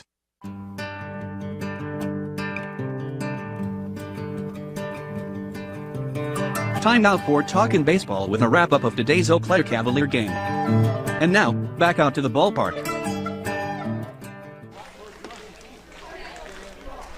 We're back at Carson Park. Rick Olson along with Dan Petchow and the whole crew here. We're talking baseball. We're going to have a real abbreviated Talking Baseball, and then we'll be getting over to Game 2 before too long. Dan, quick thoughts about this one? Yeah, good job by the Cavs defense in this first game to keep them in it. There was a couple moments where the Rivermen looked like they were going to strike, and the Cavs pitching and defense held them back. Yeah, in fact, Lucas Costley ends up with a no decision in this game, but he did a really nice job, went 5 innings, gave up 1 run. It was not earned, and only 4 hits, struck out 7, walked 1. He did manage to hit 2 batters, but it's a good outing for Lucas Costley. Reese Lucas picked up the win, going 3 innings. He didn't give up any runs, no hits. Walked 2, struck out 1, and his record is now 1-0 for the Cavaliers. And Tyler Gray has moved his record now to 3 wins and 1 loss.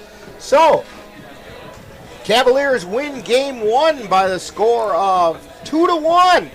And we're going to have some between-game entertainment. This is one of my favorite episodes that we did with the Chippewa Valley Museum.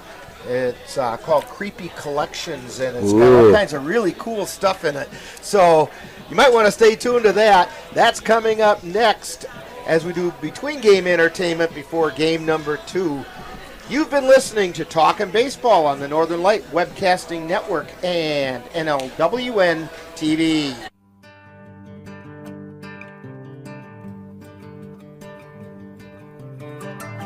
You've been watching Talkin' Baseball, a wrap-up of today's Eau Claire Cavalier game. This has been a production of NLWN-TV. Stay tuned as coming up is between game entertainment followed by Game 2 of today's Cavalier doubleheader.